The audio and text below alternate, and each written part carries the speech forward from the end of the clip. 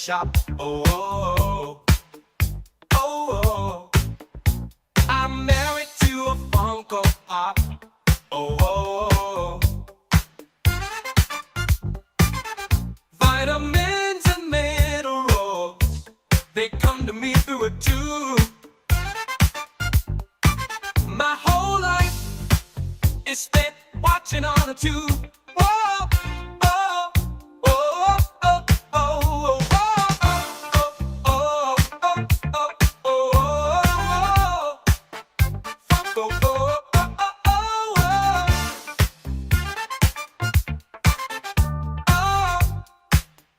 oh, oh.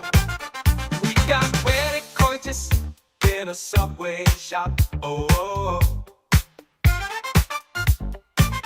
We got wedding coitus in a Subway shop. Oh, oh, oh. We got wedding coitus in a Subway shop. Oh, oh, oh, oh, oh.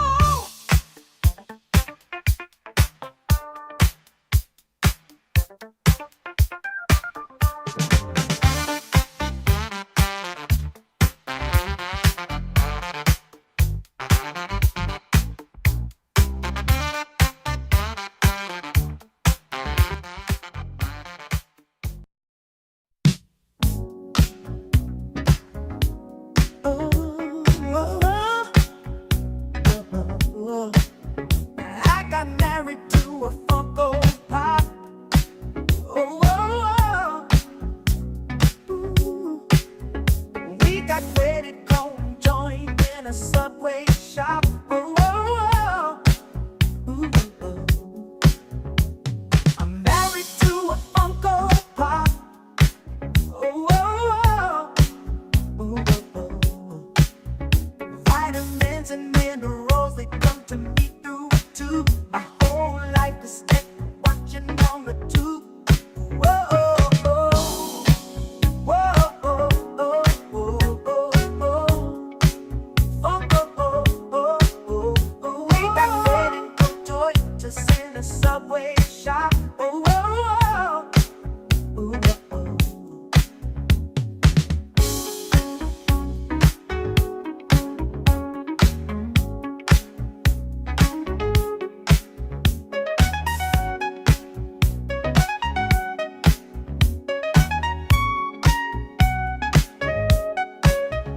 We got wedding coitus in a Subway shop. Oh, oh, oh. Ooh.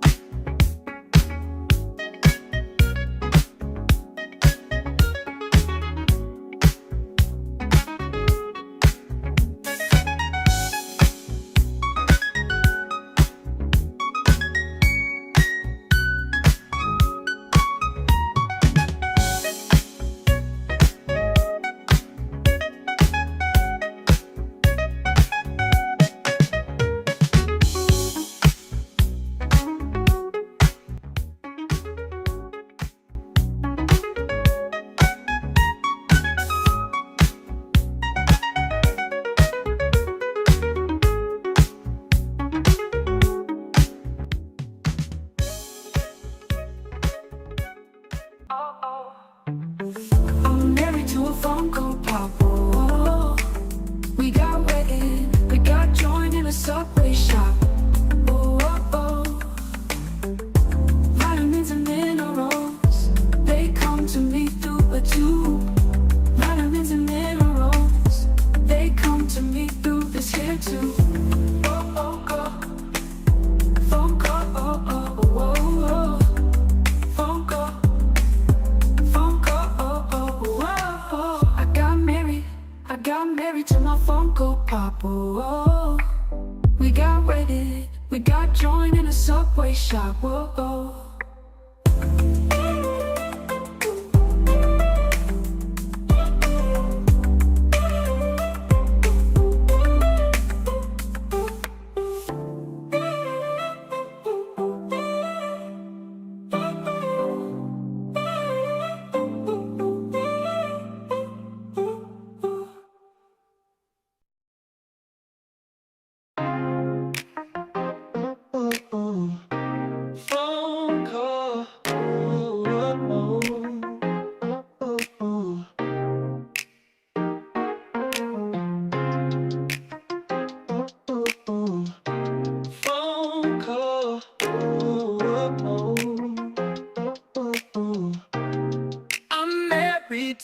my Funko Pop. Ooh, we got wet. Come join in a Subway shop. Ooh, oh, oh. I'm married to a Funko Pop. Ooh, we got joy. Curtis in a Subway shop. Ooh. Vitamins and biscuits and minerals, they come to me through a tube. My whole is spent watching on a tube. Ooh, whoa, oh, oh, oh.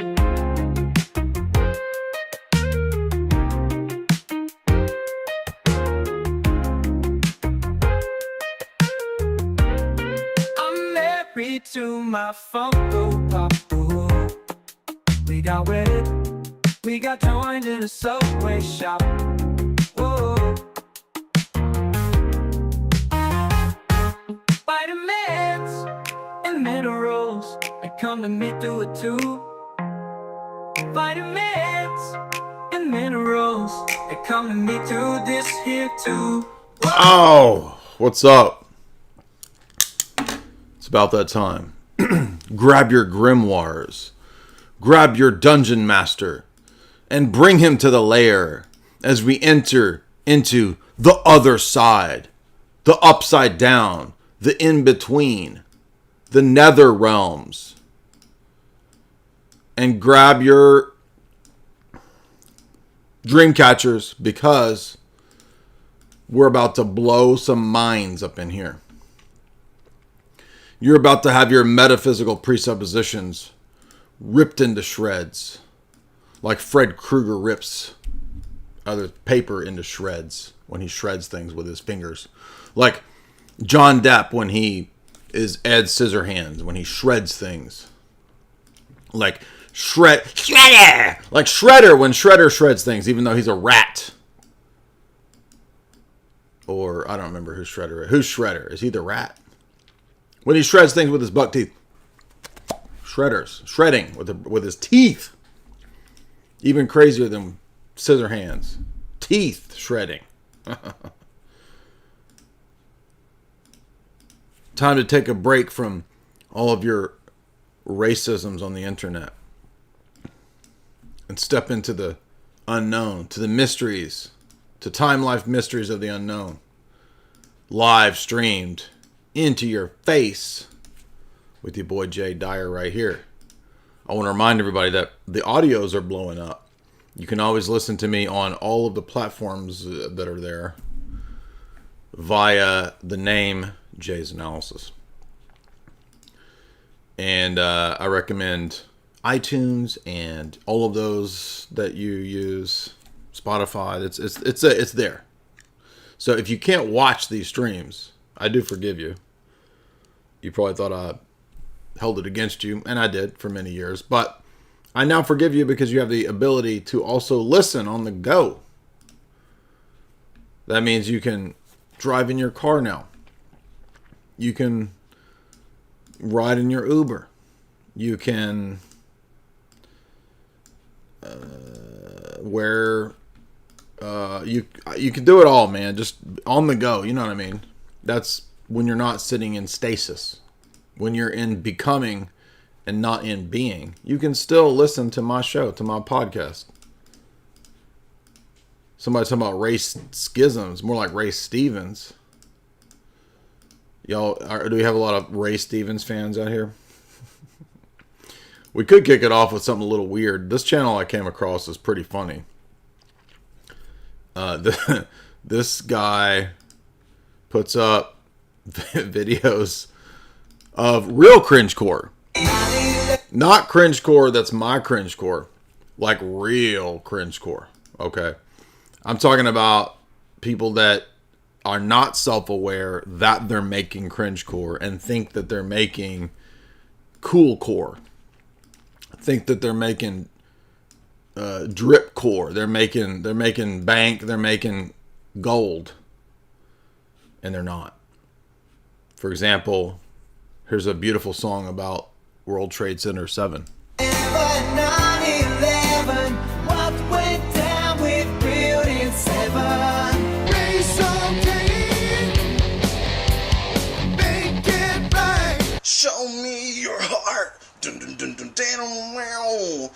maybe even your private part. Dun, dun, dun, dun, down, wow.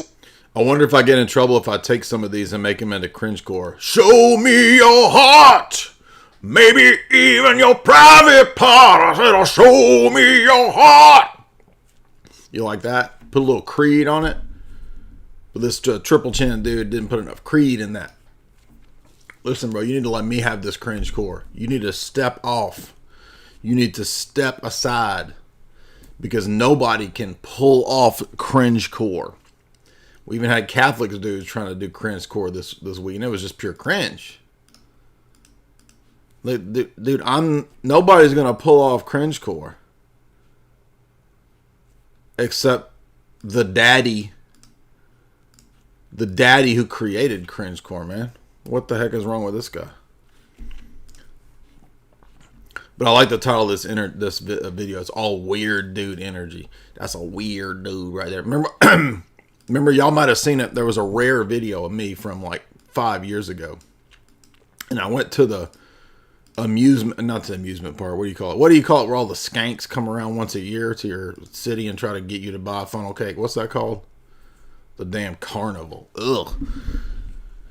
So, there used to be this guy who would come to the carnival back in the 90s. And he was a black dude. And he was actually funny.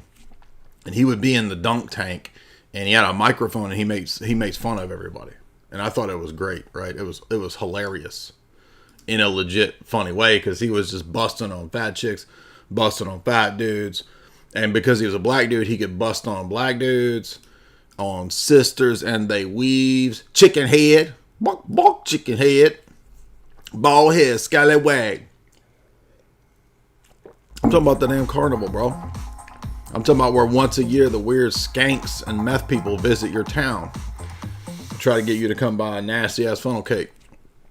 The worst stuff ever. And then get you spinning around to where you puke. Anyway. So the black dude in high school in the 90s, he would go, look at this dude right here. We got a dude right here. Look at them glasses. Look at them glasses. Act like he reads. He ain't got glasses because he reads. He got glasses because look at the computer screen on there because he's a nerd. That's all he would do all day long. Right? Busting on chicks. Look at this fat bitch over here. Look how fat she is. And this was intended to make people mad so that they would throw the balls and, knock the dude into the dunk tank. And they still have this dude, except it's not the black dude. Now it's this weird clown that makes fun of beards. And he called me a weird beard. And I recorded it. And I tried to talk back to him and give him some smack and bust some jokes at him, but he wasn't having it. So anyway, this dude, these people all have like carnival energy. That's what I'm trying to say. Like, if the carnival was a band, it would be these dudes. You know what I mean? Take me home tonight. Listen, honey, just like Bonnie sang. Be my little baby. Where's that? Look at that. We got a Nordic. Who does he look like? Nordic Brad Cooper over here who can't speak English, and then we got a boomer who wants to be Elvis. Are we still going to have people trying to be Elvis in 20 years? Will people remember Elvis? Is that just a boomer thing? You remember in the 90s, if you went to Las Vegas, there were Elvis impersonators everywhere. But when we were in Vegas not too long ago, the only Elvis impersonator that Lewis saw was a big fat dude in a wheelchair. And hey, I mean, maybe Elvis is still alive, and maybe Lewis saw Elvis. That's what I'm trying to say. I mean, I can't prove it, but I also cannot disprove it. What is with this gay crap? Dude, what do you mean? We're just kicking off a fun stream. Y'all need to learn how to have fun. And what does the show description say? It's a 3-letter words. F-U and then an N. Go learn how to have fun. This ain't for you, dude. This is a juggalo only stream. Listen, we saw Lewis, our British friend, Father Deacon, Did you see that Elvis over there? Did you see Elvis? He's being pushed by Tupac in a wheelchair. Did you see that? Did you see that there? Just let me pop on over. Let me pop on over to see Elvis in a wheelchair being pushed by Tupac. Girl comes in with a guy and he's wearing a tie. Oh no. I'm kicking off a spooky stream. Don't worry, you're going to get your fill. We're even going to talk about Eyes Wide Shut today. It's going to be all over the place. We're going to be watching spooky videos. You're going to get scared. And then you're going to wish we were coming back over here. Actually, these people are the really scary part of tonight's stream. I'm more scared of these people than I am any kind of damn Bigfoot, because Bigfoot don't exist. And by the way, I hate Bigfoot. And if he does exist, his ass is going to get shot. He's going to become a puffy Kanye coat. I'm going to be wearing a Harry and the Hendersons coat. Kanye style. He's the first thing going down. If he exists, but he doesn't. And we all know that. Because look, Bigfoot's tied into all the Darwinian stuff. If Darwinism is true, I'll believe it when they prove Bigfoot. Because there should be Bigfoots like roaming around, right? That would definitely prove long scale Darwinian aeons of transitions. He would be a walking, living transition, man. He would be a living pet transition fossil.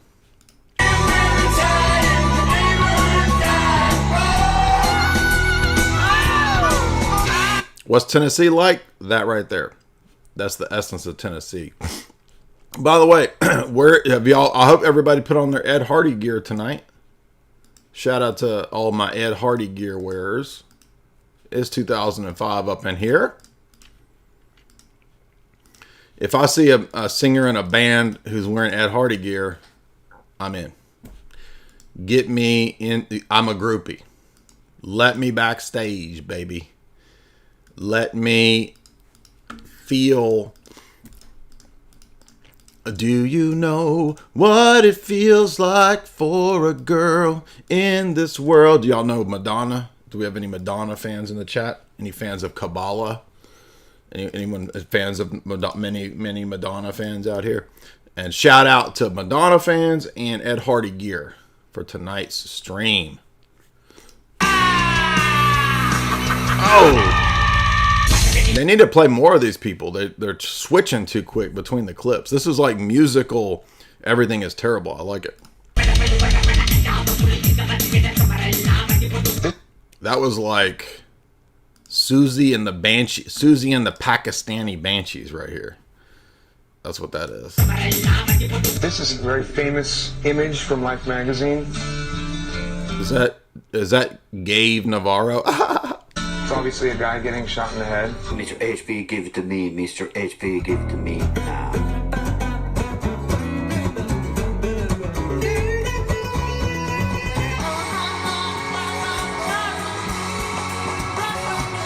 Remember the Black Crows? Everybody forgot about the Black Crows. They were like, we're Gen X 90s guys, but we're going to insist that we are hippies. Metal Macaroni. That's what I'm talking about. We got some Metal Macaroni fans in the chat. If you would support the stream via Super Chats, you can do that through Streamlabs. There's a link right there. And the link pinned is also the same link, so you can tell me your comments. I mean, maybe we should do a whole. We need to do another butt rock stream. Remember when we analyzed butt rock videos? That was a lot of fun. Some people thought that was the funniest video that we had done to date when we did that. You can also support my stream, by the way, through Bitcoin. This is my Bitcoin wallet address for supporters. We're big BTC babies over here. We whine and cry and moan about Bitcoin all the time. Bitcoin babies. And you can support me through Bitcoin through that link right there. Everybody forgot about the Black Crows. Did they break up? Remember that? We got BMX 1966. He sent a super chat a while back. He said for $10, nothing. And then we got The Great Shift for $20. I'm not religious, but I enjoy philosophy and argumentation, and how to conduct an argument. Thank you a million. Well, thank you so much, Mr. Great Shift. Hey, wait a minute. Look at that. Well, that's weird. Check that out. There's Hebrew up on the wall. See that? In the background, the Hebrew script. Why is there Hebrew letters? And it doesn't. Is it supposed to be like a synagogue, or like, is it like a damn? Looks like an Epstein style. It looks like his little hut or whatever he had going at little James Island. You know what I'm saying? But y'all see the Hebrew script up there? That's weird.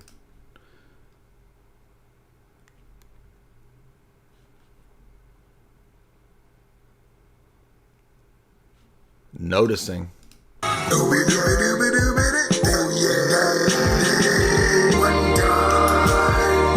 Now that is cringecore I could get behind. Somebody said, when are you going to debate Alex Malpass? Does it look like we're in a debate mode tonight? You need to put on your different hats, son. You need to put on your party hat tonight. It's almost New Year's. What are y'all nerds? Oh, we could do a debate. Oh, epistemology. Oh, logic. We're talking about Bigfoot tonight. We're not talking about nerd shit. We're talking about real man stuff like Bigfoot and ghosts. That's what men talk about, dude. Come on. Where have you been? You have weird dude energy. One time. Dude sounds like like a black Eddie Bravo. Listen to his voice. This is Black Eddie Bravo.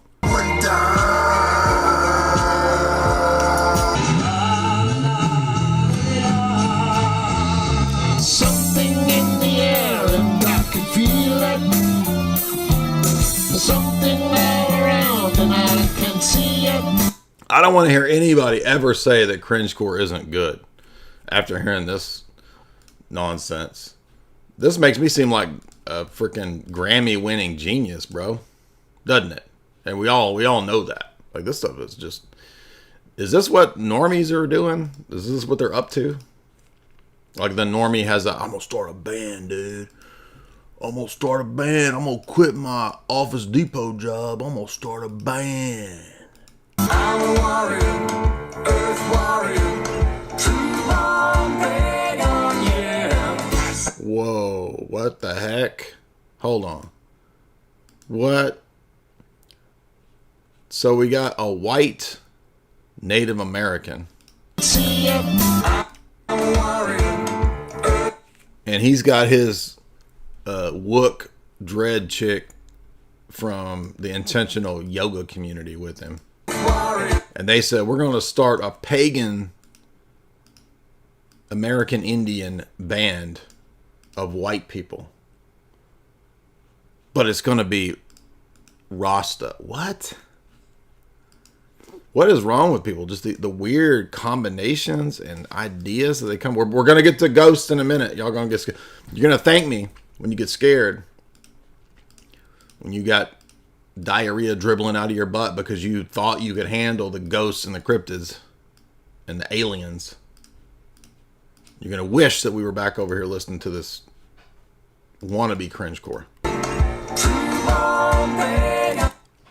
Are these kind of jeans back where they're so baggy that they're skirts? Remember Jinko? Remember them Jinkos? By the way, I never had Jinko jeans. I did have 90s baggy jeans, like the big leggy jeans. But I was kind of preppy in high school. I was a mix between preppy and weird. It was weird. I don't even know how to explain it. But in high school, if you wore Jinko jeans, you were kind of skanky. You'd be hanging out at the carnival trying to befriend the dude in the dunk tank, making fun of, look at that dude with them big old jeans. You'd be hanging out with that dude trying to, I'd be like, nah, man, that's like, there's no girls going anywhere in the vicinity of anybody wearing Jinko jeans and hanging out at the carnival. I'm being serious too. Like, remember those chain wallets. If you wore Jinko jeans, then you probably had a chain wallet. And I think what happened was Insane Clown Posse understood that crowd of people. Basically, all the people at the carnival. And Insane Clown Posse was like, let's capitalize on the skank subculture. So they basically adopted everyone that wore Jinkos. And all those people from the carnival became the Juggalos. Does Juggalo still exist? I assume it does. I don't know. I feel like this is a spinoff of Juggalo. I couldn't resist watching. I mean, if you want some hours of entertainment that will actually have you crying, I mean, you go over to this Catatonic Youth channel and watch. They've got just millions of these. So I guess I'm just feeling. What's that Will I Am song? Ooh, I'm feeling myself. Ooh, y'all know what I'm talking about? With Miley Cyrus. Ooh, I'm feeling myself. Ooh, why am I feeling myself? Because I've realized that my cringecore is actually pretty damn good. Because everyone else is actually making cringecore. You see what I'm saying? Ooh, I'm feeling myself. Ooh. Y'all know that stupid song I'm talking about, right? How's it go? Ooh, I'm feeling myself. Ooh. I'm not. It's a joke. Come on now. Will I Am and Miley Cyrus. Ooh. What you got going over there? Ooh, nothing. This song is so stupid. The most affordable 12. Once you realize that music is also a grift, people are like, I don't like grifters. You know, dude, most of music is a bunch of grift. What are you talking about? Ooh, I'm feeling myself. Ooh, ooh. Remember this song? Everybody's forgot this song. It's all weird Masonic box symbolism, cube symbol. The whole video is like square and compass Masonic symbolism. But anyway, back to weird dude energy. That's a weird dude right there. That's a weird dude. That's a weird dude. Yeah. Pass a doji on the left hand side. I say pass a doji on the right hand side. I say yes. We need more Trustafarians out there in the world. You know what I mean? Remember Roz Trent? That was a pretty good Andy Samberg skit. And he was warning us long ago about the Trustafarians. You know what I'm saying? The super chats are not showing up for some reason. I'm not sure what's going on here. I'll have to open up Streamlabs and read your super chats directly. Trustafarian, baby. He's wearing a Peter Tosh shirt. lift your chalice if you're feeling high. Bro, if you are just, look. If you're losing your hair, you can't have long hair.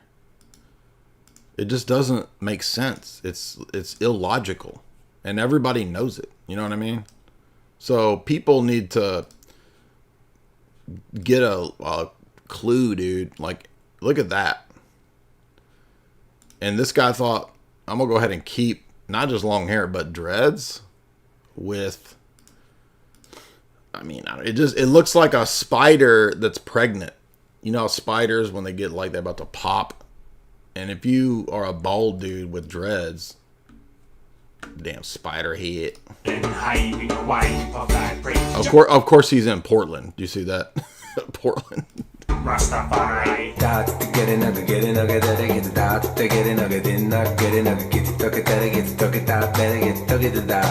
I like this. Gen X Dadcore, straight up Snow. Informer. You know, so let me snow me, I'll go lamb. I like it boom boom the ass. Click on the city, let snow me down, I'm lamb. Right? Why can't every dad be Snow? Are you telling me that they can't? Who put you in charge of music? I do like Peter Tosh too, by the way. And I'm wanted. Dead or alive. But, I mean, look, who says dads can't flow. Not I.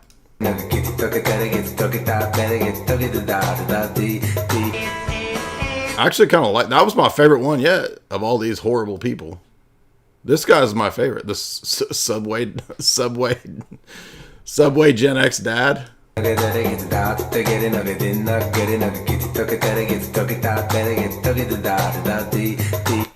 like also that it's just gibberish. Like, he's confident. It's just gibberish.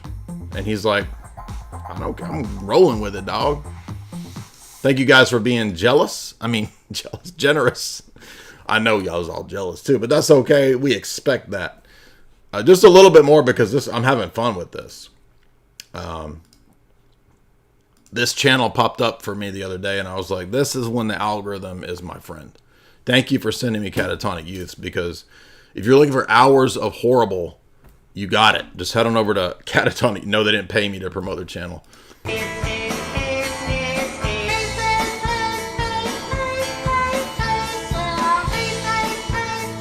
Look, that's Courtney back there. Look, Courtney Turner in the background. This looks like a worship band at like Boomer even. This is like when the evangelicals all converted from Calvary Chapel or into Calvary Chapel from the Jesus People movement. This is immediately what they thought worship was, right?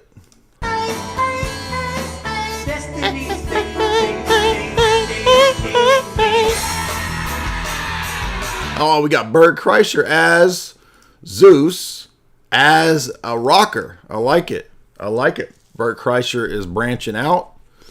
He's heard the audience feedback. He's heard y'all. A lot of people bitching about Bert Kreischer, saying he's rehashing his material. He's not funny.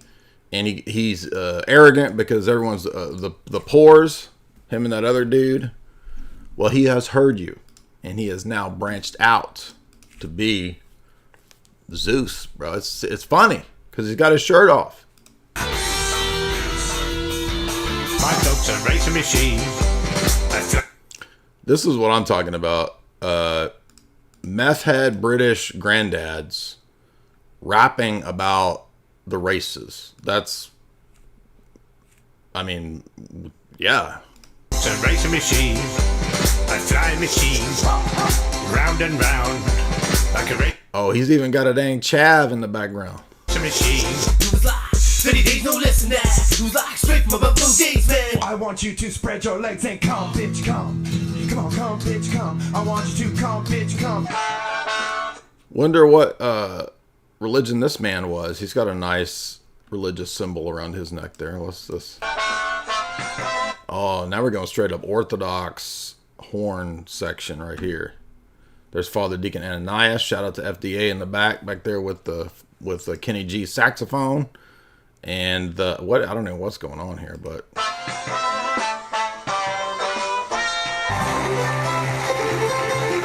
He said, welcome to Malibu. And I said, what about you? And what about the food? You're hard to believe it. y'all having fun? Welcome to tonight's spooky stream. This is just the warm-up. I'm giving y'all some, we're getting some inspiration for the next cringecore song.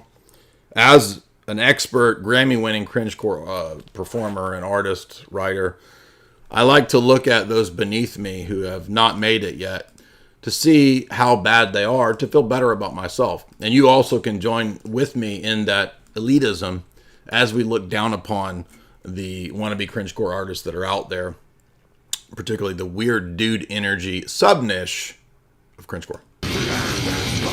What's up, everybody in the house tonight? What's up? What's up? What's up, everybody in the house tonight? What's up? What's up? I like this genre. This is a lesser known genre of drunk boomer in the gas station rapping. That's its own sub niche. And you just can't, I mean, there's not much to say. It's pretty much what it is. No layers, no deep esoteric decoding. It's just Cheez-Its,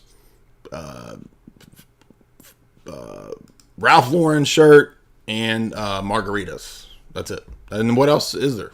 You don't need anything else. What's up, everybody in the house tonight. Whoop, whoop. Whoop, everybody in the house tonight. Whoop, whoop. I like it. Actually,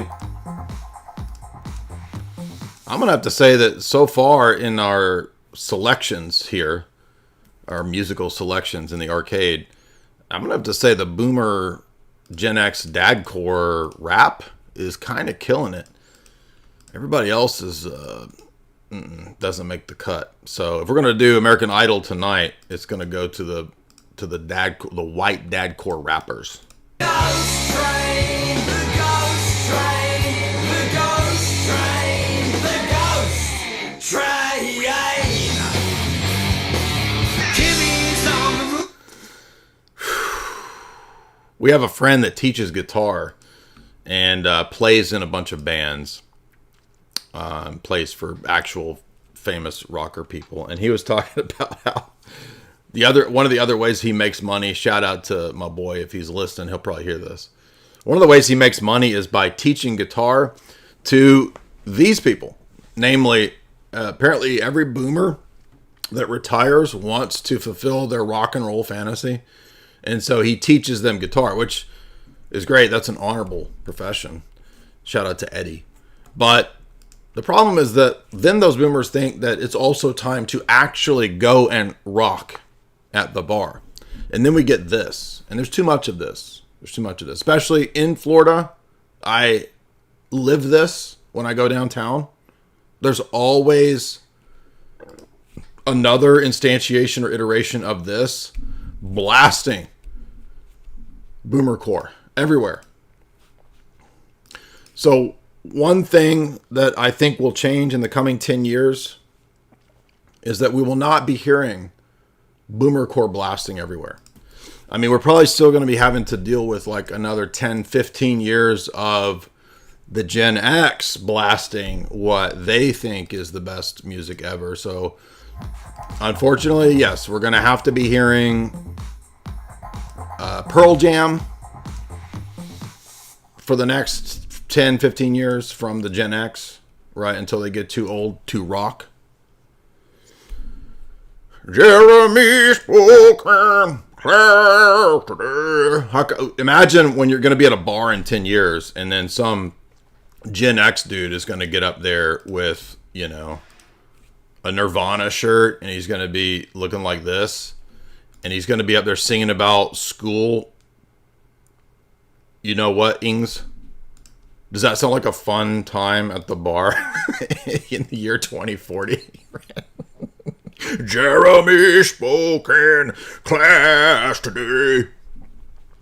Doesn't sound like a fun time to me, but that's where we're going. Learning how to fly. Looking at the treetops. Whoa. I like the idea of Gen X triplets harmonizing and singing together, one with suspenders and one with no shirt. This is Styx Hexenhammer in the year 2050 when he starts to sing over there on the right. I'm trying to figure out who this dude looks like. This dude don't look like anybody. This guy's unique, I'll give him that, but he's got there's three of him. Did I make you cry?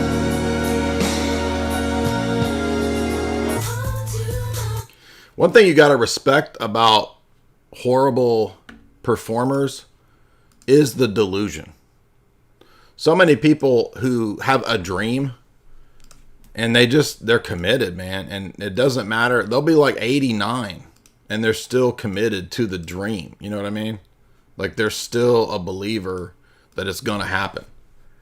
Even though nobody even the record companies are basically going away. Right? In the year 2050, some Gen X dude's going to be like, I'm still going to get signed one of these days. I'm going to get signed to Def Jam Records going to sign me one day. It's never ending. Oh, yeah. It's never filling. Oh, yeah. I like this. Mystical shit, dude. With this dude with no lips. Let's get mystical. This guy knows what's up. This is some esoteric mysteries, right? He's walking down a damn Doom 3D corridor. is never ending. He's got him Cleopatra bride and some harems. The hunger is never filling. Nice comb over, some waves. He's got a little too intense of a face though. His face needs to chill out. It needs to be less face going on than what he's got. Oh, remember when all the dudes sang like the Stone Temple Pilots Creed dudes in 2002? This guy's singing about sports. We like our beer flat as can be. We like our dogs with mustard and radish. We got a great pitcher, what's his name? We can't even spell it. Oh shit, Alabama was singing about them H-1B visas, dude. Y'all ever catch that? Alabama? We got a great pitcher, what's his name? We can't even spell it because they brought him in, dude. Shyamalan. By the way, if you don't like all the H-1Bs, think of what you're giving up, what you're losing. No Signs, no The Village, no Sixth Sense. You wouldn't have any Shyamalans. So rethink your racisms.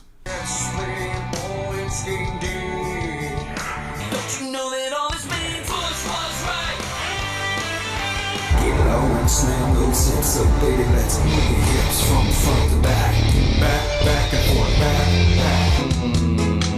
Yeah, that's a fantasy, man. Yeah, that's what I'm talking about. Skanky chicks. Welcome, everybody. We're having fun. We're about to get scared. You're about to get your pants scared off of you. Be patient. What is this? How come he's not talking about ghosts and UFOs and cryptids? I'm getting you warmed up with a little musical interlude. Let me read your super chats because it's not showing up on my screen for some reason. We're having fun tonight. Y'all don't believe in this is the end of the year party stream. And I got some super chats to read. We're not here to debate. Where's the debate at? It's not happening, dude. We're having fun. F-U-N. Mercato says for $3. When is wait, he says you can skip reading this. Why would I want to skip reading that? Sounds great. He says, when is the Vatican Record Company going to release the carbonated hot dog water and the Michael Lofton remix? The question is, where is that hidden file and when is it going to be released? Because we already know it exists. We know the Vatican created that with Vatican Records. But when is it going to be leaked? Exactly. Scottish Tard, $5. Have you ever explored a respected philosopher of science like Imre Lakatos? He stated that Darwinism is a pseudoscience. We had to read Imre Lakatos in grad school. I don't remember which essay it was, but I did have to read him or her, whoever, whatever gender it is, in grad school. But I didn't know that was something that Lakatos argued. Is Imre Lakatos like one of the Marxists? I can't remember. Probably patristic faith recalls or knows. But Darwinism has never produced a new prediction, and therefore the fossils are supposedly in wrong epochs. Further show that it is not scientific. That sounds exactly like the types of arguments that I've heard critiquing Darwinism for many years, so I wouldn't be surprised. And FDA says Lakatos' critiques are awesome. So there we go. Thank you for those super chats. By the way, thank you guys for being kind of generous, but generous in small amounts, which is still okay. But look, we got Russ Cole over here donating $1. $1, dude. My name's Russ Cole. I'm going to give you $1 to buy you a flat circle Coca-Cola can, because that's about all you can buy with $1 from Russ Cole. He says for $1. The only thing that bugs me about Bitcoin is the KYC. Somebody was just talking about a non-KYC exchange. I've not done this, so I can't recommend it. I don't know. But Lark Davis, he promotes a non-KYC Bitcoin on his channel. So you can look that up. But I haven't done it, so I don't know. But actually, I mean, the KYC is not that bad. I mean, it's pretty much the kind of KYC. I mean, I would agree it's not that great. I'd rather not have it. But it's not, I mean, it's still worth getting the Bitcoin. So, you know, again, like, this is not underground money anymore. It's like becoming accepted worldwide. And look, I don't know if y'all have been paying attention to Bitcoin lately, but setting aside the price, I'm not talking about the price right now. I'm talking about the buzz around what's going on. So the buzz is that the more that this gets discussed about the strategic reserve, which again, yes, we don't know for sure that that's going to happen, but the fact that it's being discussed so much is a good sign. And when it happens, if it happens, it'll eventually happen probably. But what that means is that it's going to trigger other nation states to want the front run, right? You don't want to be the last in line to get this. And if there's a domino effect of nation states, and there's a lot of whispers that nation states are already buying, it's just not known publicly. So if you've got these UAE billionaires, you've got Saudis and these people, you know, buying, which they probably are, then hello, like, it's not going to be 100,000 for very long. And there might even be price suppression where they're keeping it low to stack it before they can't stop keeping it low. Do you understand what I'm saying? So it might be time to stop. I'm going to wait till Bitcoin goes down to 50,000. It's not going to go to 50,000 again. I'm sorry. Like, even if, like, the worst crash scenario is 60. But the thing with the crash scenarios is that was back before we had like nation state level discussions of adoption. So in the older market cycles, you had heavy crashes like that. We may not even see a crash to 60. Now we could, because a lot of times markets do behave like previous cycles, but this is a different situation where we're talking about, you know, this moving into global acceptance. And obviously I don't mean overnight. Like, it's going to take many, many years for actual literal global acceptance. But in other words, we're beginning to see the early phases of global acceptance. So you may not have, what I'm saying is you may not have many years of $100,000 Bitcoin, right? A lot of people are thinking next year, 2025, base case scenario, 400,000.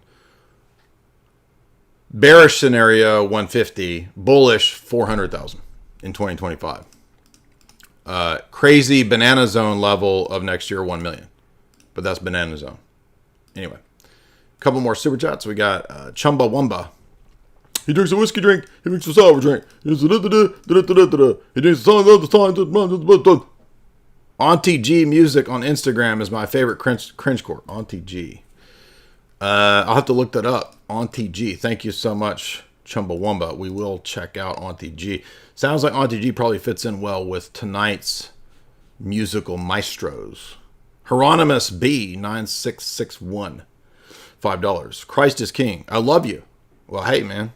No homo, but I love you too. I just got a job, and it's a good job, and I am going to buy your books for my first good paycheck. Christ be with you and everyone watching. Well, thank you. It's a good time to remind you that if you would like to get my books, they are still available. And did y'all see that hype Esoteric Hollywood 3 cover? Now, I don't have anything to do with making these covers, so if you don't like it, I don't make these. So, my last 2 books were published with self-publishing. But even the red book, I didn't make that book. I had nothing to do with that book. The only book I had anything to do with was Meta-Narratives. I made that book in terms of like choosing the cover and, you know, all that. That was self-published. But if you would like to get Esoteric Hollywood 1 and 2, or to purchase them for your beloved friends and relatives to wake them up through movies, that's what these books are designed to do. And Esoteric Hollywood 3 it's coming along. In fact, I was writing and rewriting some essays last night, and I was a little nervous because I thought, you know what, I want to put this old analysis, I won't say what movie, in this book, but it's so old I got to rewrite it, and I was nervous that it wasn't good. And I went back and I reread this old analysis as I was rewriting it, and I was like, damn, dude, I was on. I was actually like way on. I didn't even realize it, because this was a movie that Jamie and I recently revisited, And it was a movie I'd analyzed 14 years ago. And yeah, the writing was pretty bad. Like I wasn't that great of a writer in 2010. But like all the points, I was like, dude, I nailed this movie.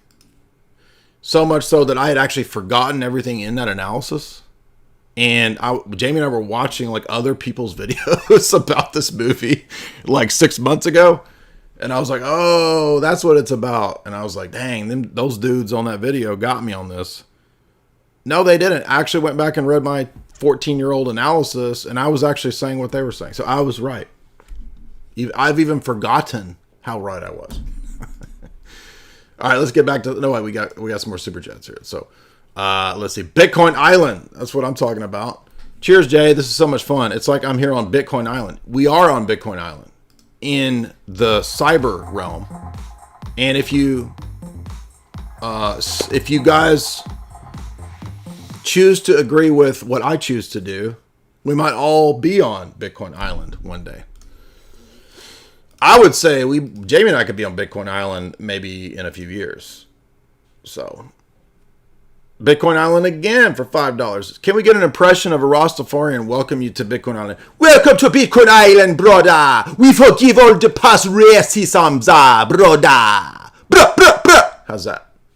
Trouble woman, $2. Again, I'm recommending Auntie G's shorts. Not literal shorts. Okay, let's see if we can pull that up. This sounds gold, so we're gonna have to do it. And he sent a couple super chats.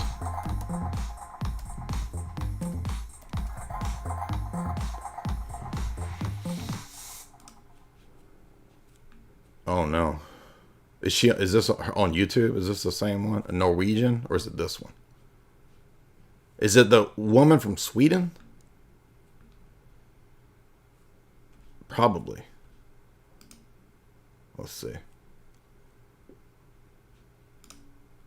Auntie G, what's up? Is she singing? Here we go. Oh man, it's not gonna let me play it. I hate freaking Instagram like this. Let's try her YouTube. Is this her? Let's see on her YouTube. She's got like a damn libertarian style font going, like a libertarian Mises Institute font over here. What's up, Auntie G? Sing for us.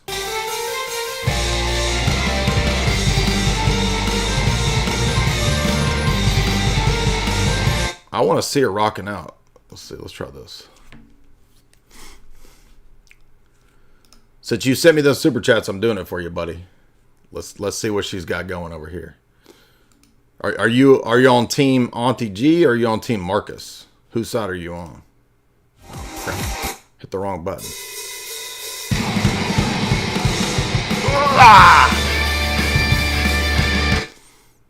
All right.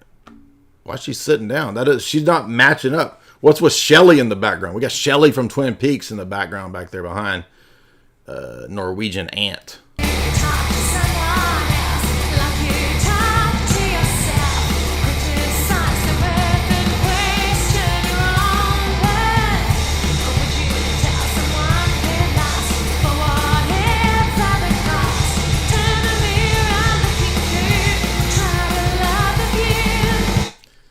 Oh, wow. Let's try again.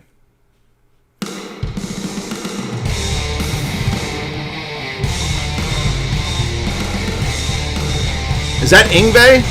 Is that Ingve? Do I smell Ingve? Do I smell some Malmsteen in this house?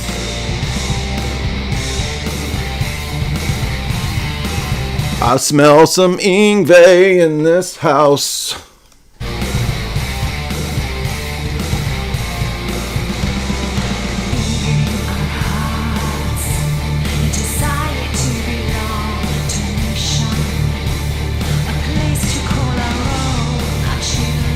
Oh, this is racist already. Why'd you send me this racist video? She's talking about her own nation.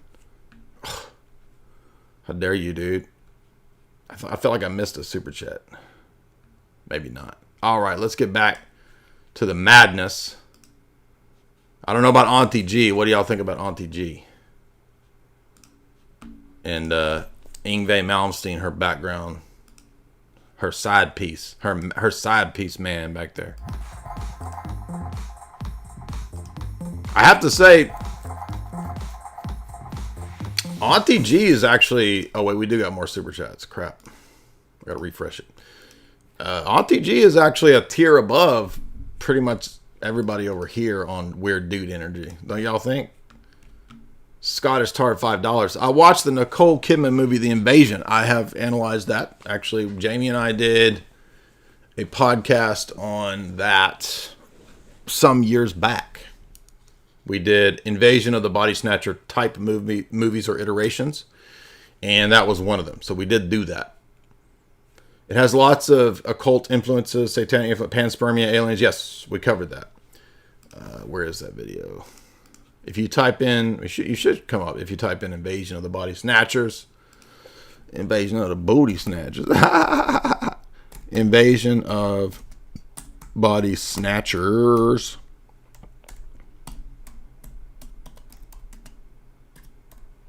I don't know why my one finger typing is not on point today. Right there, look at that. There it is. Burn up that whole football. Look at that with that old ass too big hat. So yeah, go check that out if you want to check out that stream. Listen, everybody's always saying, you need to cover this, you need to cover that. Bro, I bet you I covered it. You just didn't find it because of the drunk algorithm. Because it's buried. Here's the link in the chat right there. What's up? Everybody hit like and share. It's Saturday night. What else is going on? There's nothing else going on other than this party right here. Mean Gene Okerlund sends $1, says, we're going to the banana zone with Bitcoin. Yeah, I know. It's just like when. And by the way, I'm actually not wanting it to go to the banana zone because I'm trying to stack Bitcoin right now, but I can't stack it because of the damn taxes. So I've actually not been able to purchase any BTC in a few months because of paying the taxes. But yes, once I pay the taxes, you best believe I'm gonna start restacking. Old Dirty Shinobi. That sounds like That sounds like this guy right here in this picture. That's this man right here. This Gen X man right here. Happy New Year, Jay. Do you have any thoughts on Nostradankadonk and Baby Vanga's prediction? Baby Vanga. What the hell? I like this. Is that the name of this band right here? Is this Nostradankadonk and Baby Vanga? Who the hell is Baby Vanga? Who your favorite psychic is? Nostradankadonk? Hell no, Baby Vanga. Who is Baby Vanga? What are you talking about? But I like it. I don't know who it is, but I like it. Baby Vanga. I'm intrigued by the leader emerging from an aquatic empire prediction. Oh, is this I thought you meant like it's a duo. There's Nostradankadonk and then his side piece chick. Her name, Baby Vanga. Who your favorite is? I don't like Nostradankadonk no more. I like Baby Vanga. Her predictions is on point, sister. I've never even heard of the Baby Vanga prediction. I don't know nothing about. I think all that stuff's a bunch of nonsense. If you ask me, Bobby C says for $20, or excuse me, $1980. This is the last of my gold proceeds. I mostly went into Bitcoin. There we go. Time for all these Peter Schiff boomers to wake up. Well, gold. I just purchased my Spanish galleon, by which I shall sail to Singapore and perhaps hand over a chest full of gold doubloons, because that's the future. In the digital age, we all need a Spanish galleon. That's what I'm talking about. Bobby C's in the house. He knows what's up. Let's ride the Bitcoin dire wave. I think that's what it says. Cut off. No HOMO. Also, my X profile is Bobby C 20110. Sounds like a bot, but I'm gonna do it anyway for you, Bobby C. Since you sent me $1980, I'm gonna unban you, Bobby C. Bobby C20110. Oh, there he is, blocked. Look at that. We're going to unblock him because he was so nice. Okay, Bobby C, thank you so much. You're unblocked. Thank you, Old Dirty Shinobi, as well. I don't believe in Nostradamus, though. Hieronymus B says, your voices rule, dude. I assume you mean my many singing voices. And yes, they do rule. I've got a Prince sort of voice that I do. I've got a Creed voice. I've got a damn Hootie voice. Whatever his name is. Black Hootie Man. She went in the back to get high. I sat on the roof and just cried and felt sorry for the dolphins. Let her cry as the tears roll down that way. See? See? Look, y'all. I'm going to have to... Look, in one of these days, I'm going to be on The Voice or whatever those shows, American Idol or whatever. You're just going to see me. I'll be up there and you're going to be like, whoa. And I'm going to blow your minds. Josh, yeah, $10. Thank you so much, Josh. Yeah. Petty, Petty, $50. Christ is born. I wanted to thank you for all of your work. Thank you. You're one of the very few people on the interwebs that makes sense of the world with a holistic approach, connecting theology, geopolitics, and entertainment. May God grant you many years. Thank you. Very generous, beloved super chat from Petty. Thank you. Gabe K, $10. I'm new to your work, but I've been blessed by what I've encountered so far, particularly your work on tag. Why does God hide if he wants to save me? How can a Christian explain divine hiddenness? Well, I think the best way to see that God is not hidden is constantly being in the scriptures. Because if you're in the scriptures and if you see over and over and over the predictions of Christ's life, birth, that he's the Messiah, etc., it won't be hidden. So God leaves us things by which he lets us know that he's with us and he's not hidden. First of which is the scriptures and being in the scriptures. Then I would say being in the church. So actually going to the liturgy, being involved, etc. Those are the sacramental means by which God intends to let us know that he's not hidden. So sometimes people, I'm not saying that you've fallen into this, but sometimes we can fall into the idea that, oh, Christianity is like apologetics and it's just all this abstract apologetic logical argumentation. No, it's got to be more than that. The apologetics and the logic and the argument, all that, those are just signs pointing to go to church. That's it. That's all they can really do at the end of the day. We got a lot more music. Thank you guys for being generous. Appreciate that. Let's rock a little bit more, and then we're going to get into spooky times. Y'all ready to have some spooky time with me? When I saw you in a club, you walked right by me in a club, looking hot now in the club. 508. This is too quick, man. I need to see more of these people's vibe. Yeah, I get that, yes, it's all immediately weird dude energy, but I want to experience more of the energy, so they need to make longer clips. There's who was that? Sam Tripoli right there? What's up? Sam Tripoli's over there. He's rapping in, that's not even LA, dude. That's damn Alabama. That's not LA, that's AL. Y'all from the AL? Not LA. I'm from the south side of AL, dog. Where's that? Alabama. Over here trying to rap. What's Sam Tripoli doing over here trying to rap? Get back to LA, Sam Tripoli. Get on the stage doing comedy. Stop trying to rap.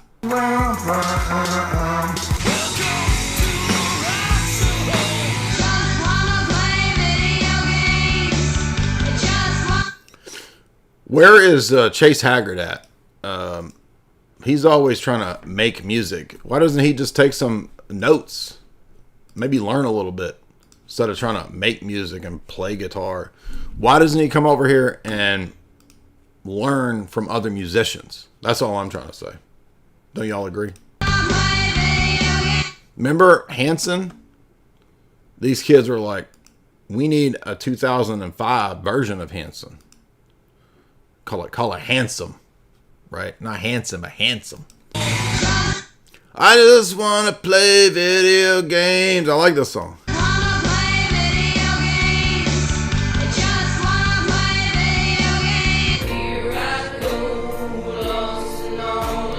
Oh yeah, we got a Ed Hardy Hood man. He's we got a wannabe riffraff over here. This is literal riffraff, trying to be like riffraff. Let's see, we got this reminds me of, what's his name? Y'all remember Eagle? What's his name? That boomer with those stupid ass songs. Keyboard boomer. Eagle. Not American Eagle. What's his name? This was like the funniest thing like 10 years ago. Hood Hardy. What's that? It's on the tip of my tongue. He's a Catholic, but he somehow believes all this evangelical nonsense. Remember Anderson Cooper had him on? Third Eagle. Third Eye Eagle. Who's that black dude? Eagle Eye Cherry. No, not Eagle Eye Cherry. Third Eagle. Listen to Third Eagle's tune. Remember that? Oh my gosh. The Apocalypse song. Doom and gloom. Coming soon. Listen to Third Eagles. Y'all remember this classic? He could have made it onto Weird Dude Energy for sure. Somebody needs to send this to Catatonic Youth.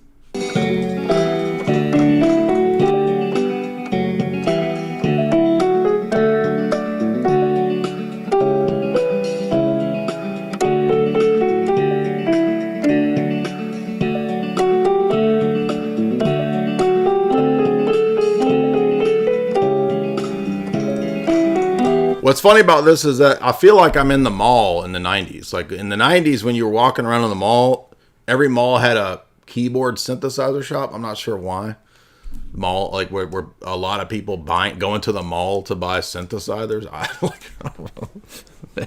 Everybody in the 90s wanted to be in a new wave band. It's like, oh, let's go to the mall. You want to get a corn dog? No, I want a damn synthesizer. I'm trying to be like New Order right now. At the mall? Yes. When you walk around the mall, they would hire people to sit there at the entrance to the keyboard store and the piano store playing songs like this. But this one's funny because it's like the most doom and gloom, but he's made a really happy tune.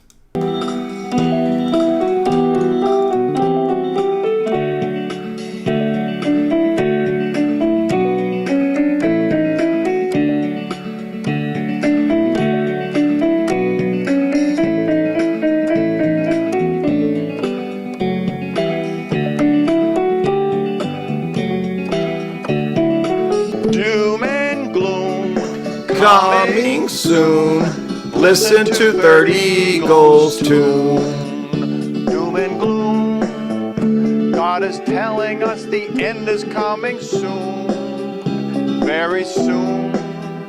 You'll see signs up in the sun and stars and moon. Doom and gloom. Very soon. Rapture comes at night or noon. Doom and gloom. Very. Is there anything worse and simultaneously better than a boomer who believes in end time stuff with a keyboard? No, there's not. It's simultaneously the best and worst thing at once. It's like a weird quantum paradox of comedy at the same time as being horror. I mean, it's crazy. But this guy actually made it onto Anderson Cooper. Remember that back in the day? So I can't remember if he made a video or made a song about the Denver airport. And he thought, I'm not joking. This guy is not a troll. This is a real end times obsessed boomer. And by the way, it gets even dumber because he's a Roman Catholic and he believes in the rapture, none of which makes any sense. You can't be Catholic and believe in the rapture, but it doesn't have to make sense, dude. This is boomer delusion 101. And he believes that he's like decoded the book of Revelation and all this just nonsense. And then he made this video back in the day about the Denver airport, not just the conspiracy stuff, but the Denver airport is actually shaped like a giant dong. Yes, you heard me right. Let's see if we can find Third Eagle on CNN. It is. It's still amazing. It's still there. So he made it onto Anderson Cooper's Ridiculist because he comes on to argue that the Denver airport is a pee-pee. Better known as the third eagle of the apocalypse and the co-prophet of the end times. How do you get to be the co-prophet of the end times? I mean, the co-prophet of the end times. By the way, who's the other one? His wife? I mean, what? The co-prophet of the end times? What? Talk about boomer delusion, dude. Like, I forgot he thought he was one of the two witnesses. That makes it even more insane. And also, just to add one little additional layer of insanity, he's, of course, a Yankee. You might think this would be a man from the Bible Belt. I would have assumed an end times boomer who plays a keyboard would definitely be from Alabama, Tennessee. He's not from the... He's a literal Yankee with the worst Yankee accent ever. Is it such a sought-after position that they had to divide it up? Anyway, as any fan of the Third Eagle's YouTube videos knows, he is, for some inexplicable reason, kind of obsessed with hidden phalluses, which he sees all over the Denver International Airport. They are evil. They are signs of Satanism. And on this program, I will point out that many of them are phallic symbols. Clearly. He sees a box on the penguin, that's the box on the penguin, as a prominent penguin penis. He's even highlighted it for your enjoyment. This is on a painting, apparently at the Denver International Airport. Now, I put him on the Ridiculous a while back. He responded, put him on again, and now, like manna from heaven, and if you... I never would have thought I would agree with Anderson Cooper. But Anderson Cooper is actually the voice of reason in this ridiculous situation. By manna mean man parts, he's responded again. I guess you could call this the rubber match. Well, maybe that's not quite the correct term. Saucy! Who knew the co-prophet of the end times would have such a naughty sense of humor? I'm starting to see how he got to be the co-prophet after all. Although I think his presentation was a little stiff and perhaps premature. I honestly believe that Mr. Cooper is beginning to agree with me. Not so fast, Third Eagle. Do you mind if I call you Third Eagle? I try to keep an open mind, but you lose me when you claim there is a horse at the airport covered in phalluses. In order to prove it, I would need a closer look. Let's take a closer look at the mane on this blue demon horse. Now, these sure look like phallic symbols to me. I don't know. What do you think, Mr. Cooper? Maybe. I know that when I come out of the shower, the first thing I think is that my hair is a bunch of dinglings because it's sticking up. Naturally, that's what you would conclude. Basically, anything extended in space is a phallus, according to this boomer. Do you think they're ice cream cones? Note to self, don't ever go to Baskin-Robbins with a Third Eagle. This was the news, by the way. In 2011, this was on the news. Okay. I missed the days of when mainstream news would have the dumbest people from YouTube on. That's actually like fun times. Anyway, this weird dude energy reminded me of the classic weird boomer energy from Third Eagle. By the way, I think Third Eagle's still going, isn't he?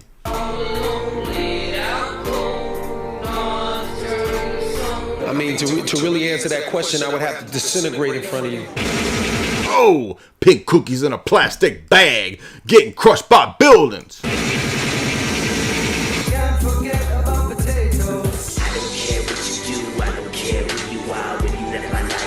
Ah, it was about time for a juggalo. What's what I'm talking about? We need more juggalos.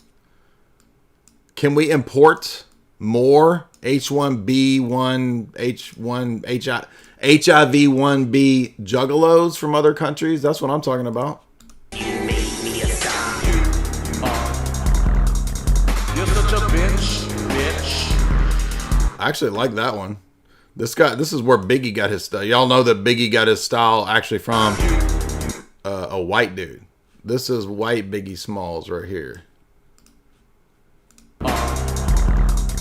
You're such a bitch. I like that cut down too. You're a bitch. You're not just a bitch. You're double. You're bitch. You're such a bitch.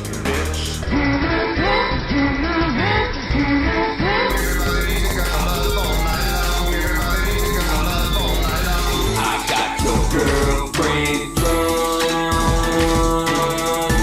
Got to give her what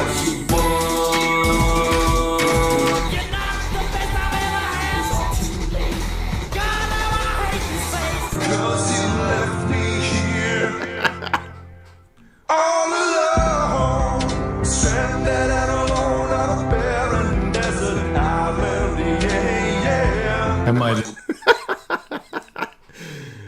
Dude got dropped on a desert island and still had a horrible outfit. Oh, shit.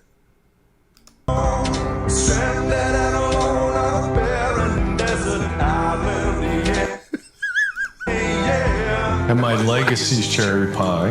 Everything about me is cherry pie. I'm a cherry pie guy. Whoa. Is that Warrant nowadays? I thought that was a woman. I thought that was a damn lesbian activist. No, that's... What's his name from Warrant? She's my cherry pie. Pie. Everything about me is cherry pie. I'm a cherry pie guy. It ain't about the Asians, it ain't about the Jews, it ain't about the Christian Muslims, yo fool. It's all about the paper power, living the life. And if you ain't with it, shorty, then you part of the hype. Drinking that wine. I think we need more pastor rap. There's nothing better than pastor rap. I mean, I don't know what this is, but I do detect signs of pastor rap, which is its own like crazy subgenre.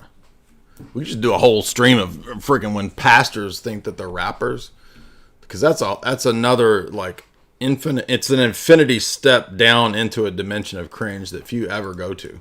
Ain't about the Christian Muslims, yo fool. It's all about the paper power, living the life. And if you ain't with It's all about the papal power.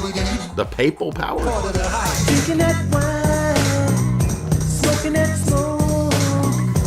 Drinking that wine, smoking that smoke. I like this one too. This has got a nice smooth flow to it right here. Let's hear that again. I like that. Drinking that wine, smoking that smoke. Doing that coke, dealing that dough, giving up hope. Whoa. Is that a grandma or a basketball coach? It looks like a dude with damn grandma eyes. I'm freaked out. What's going on? There's some weird looking people in the world. Gang banging like a dog looks to his master. This is how I see juggalos in my mind. Like juggalos, I don't know how they see themselves, but this is what I see when I see a juggalo. I will turn my eyes to Jesus. I feel like I'm the son of sin. Oh, here we go. Mark Dice out there on the strip. Mark Dice out on the San Diego strip, setting it. He's going to set it straight. I will turn my eyes to Jesus. I feel like I'm the son of sin. Did you see that hot girl? Damn, she was looking at me. I felt like Will I am.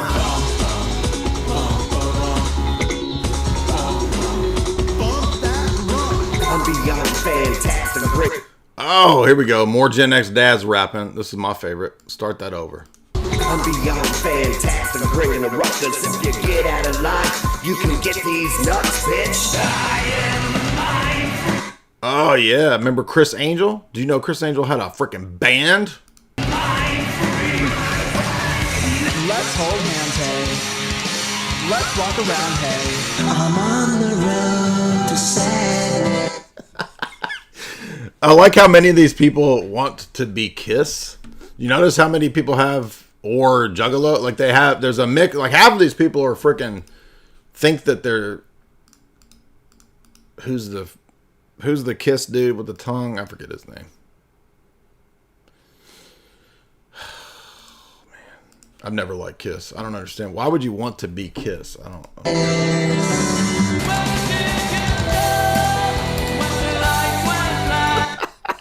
Once again, I thought this was a grandma band. It's not. Is that a grandma or is that a boomer rocking? It's always hard to tell the difference. What's going on? By the way, what's he playing? A dulcimer?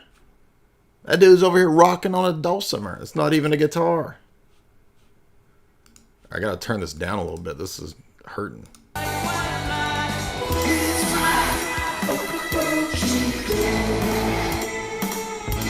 Well, that's how you're gonna get the bread home yet to your mommy. That's really how you're gonna put the lettuce, tomato, and mayo up on the salami. That's really how you're gonna put the lead bullets in the gun that you never shot like Tommy. Just hope and pray that I'm not gay.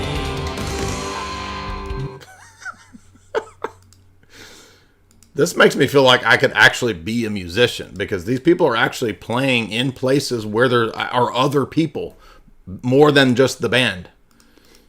I should be a musician. This is convincing me of that, because my cringe core is way better than this. Not that there's anything wrong with that.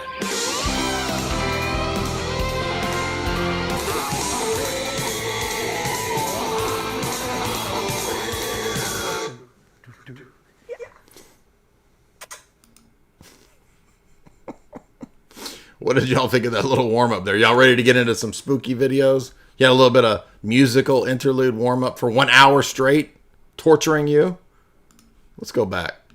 What else? See what else they've got over here? This is a good channel. I mean, there's basically endless infinity streams of this just madness over here.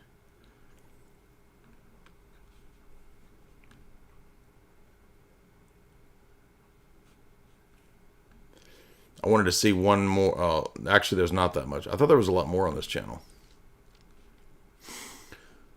TikTok music. Let me give you a little taste of TikTok music, just so you know where the kids are these days. This is where the kids are.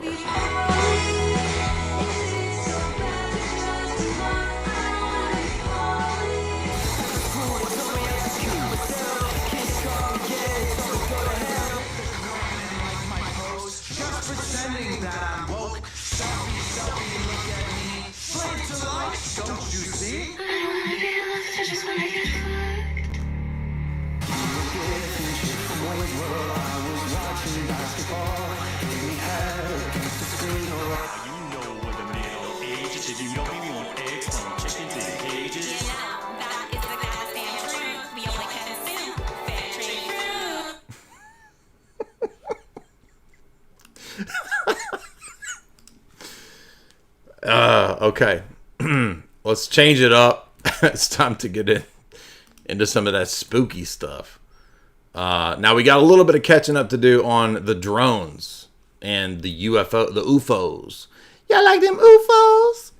And I thought we might even touch on Roger Avery's comments on Eyes Wide Shut. Many people said, "Are you going to talk about this?" I have not yet watched this whole Joe Rogan stream, so I don't know the whole breakdown of all this. But I do want to watch this because Roger Avery, of course, collaborator with Quentin Tarantino on several films, if I recall. But we'll get to that in a second. Where's the UFO? Let's go over here to the UFOs. Okay, we got this mangy creature over here. And there are some more drone clips coming out. We saw more drones in Tennessee. So people were saying, where's the Tennessee UFO alien nonsense? Well, it just happened. And we just had some over Knoxville. And again, I've been covering this for a long time. We've been on point, calling it out as a dang psyop.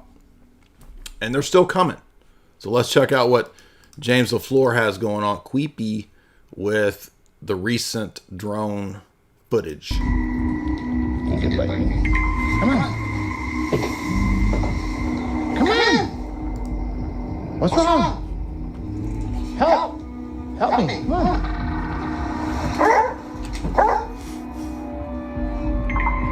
What's going on, buddy?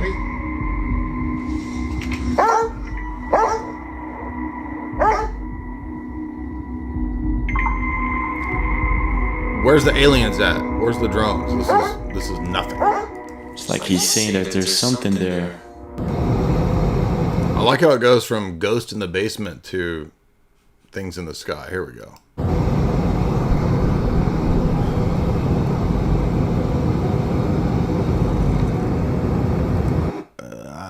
I'm going to say that one is photoshopped. What do you think?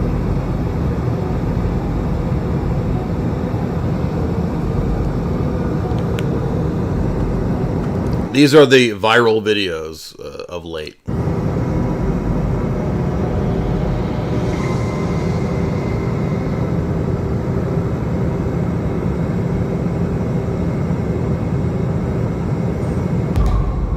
I guess animals don't lie.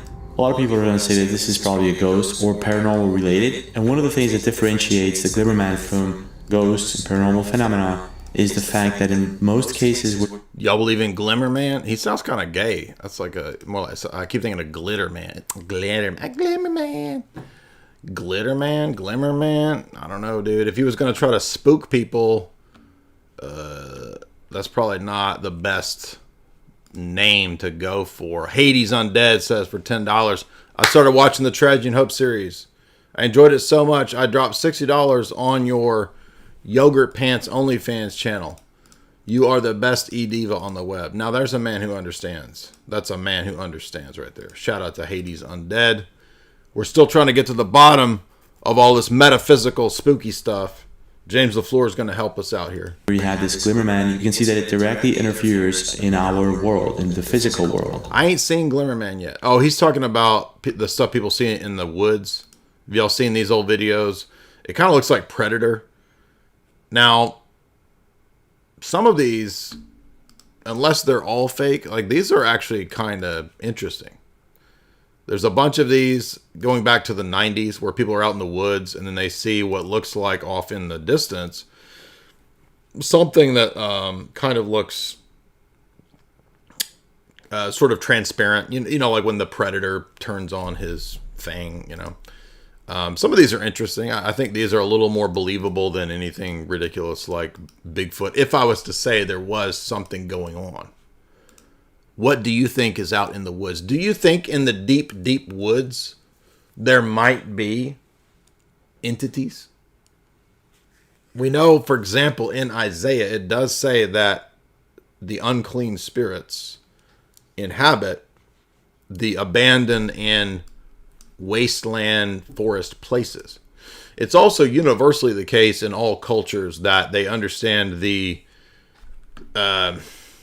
woods, the savage raw nature domain to also be the inhabitation of various spirits and entities. So if you did want to contact entities in the ancient, pagan world, or in a, tribal shamanic setting, you go off out into the forest and you find somewhere to do your ritual or your drugs or whatever, and then you have a much easier contact with the entities, whatever they may be.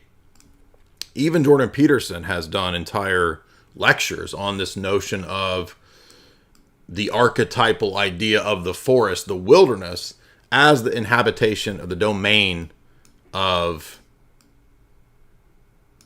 dark spirits, shall we say.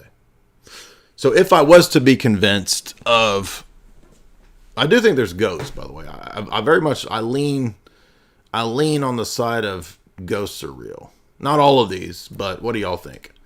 And I don't know how it all works, but I do kind of lean that way. Is there something out in the woods? I don't think it's Bigfoot. It's not a big, hairy, Darwinian transition creature. I don't believe in that.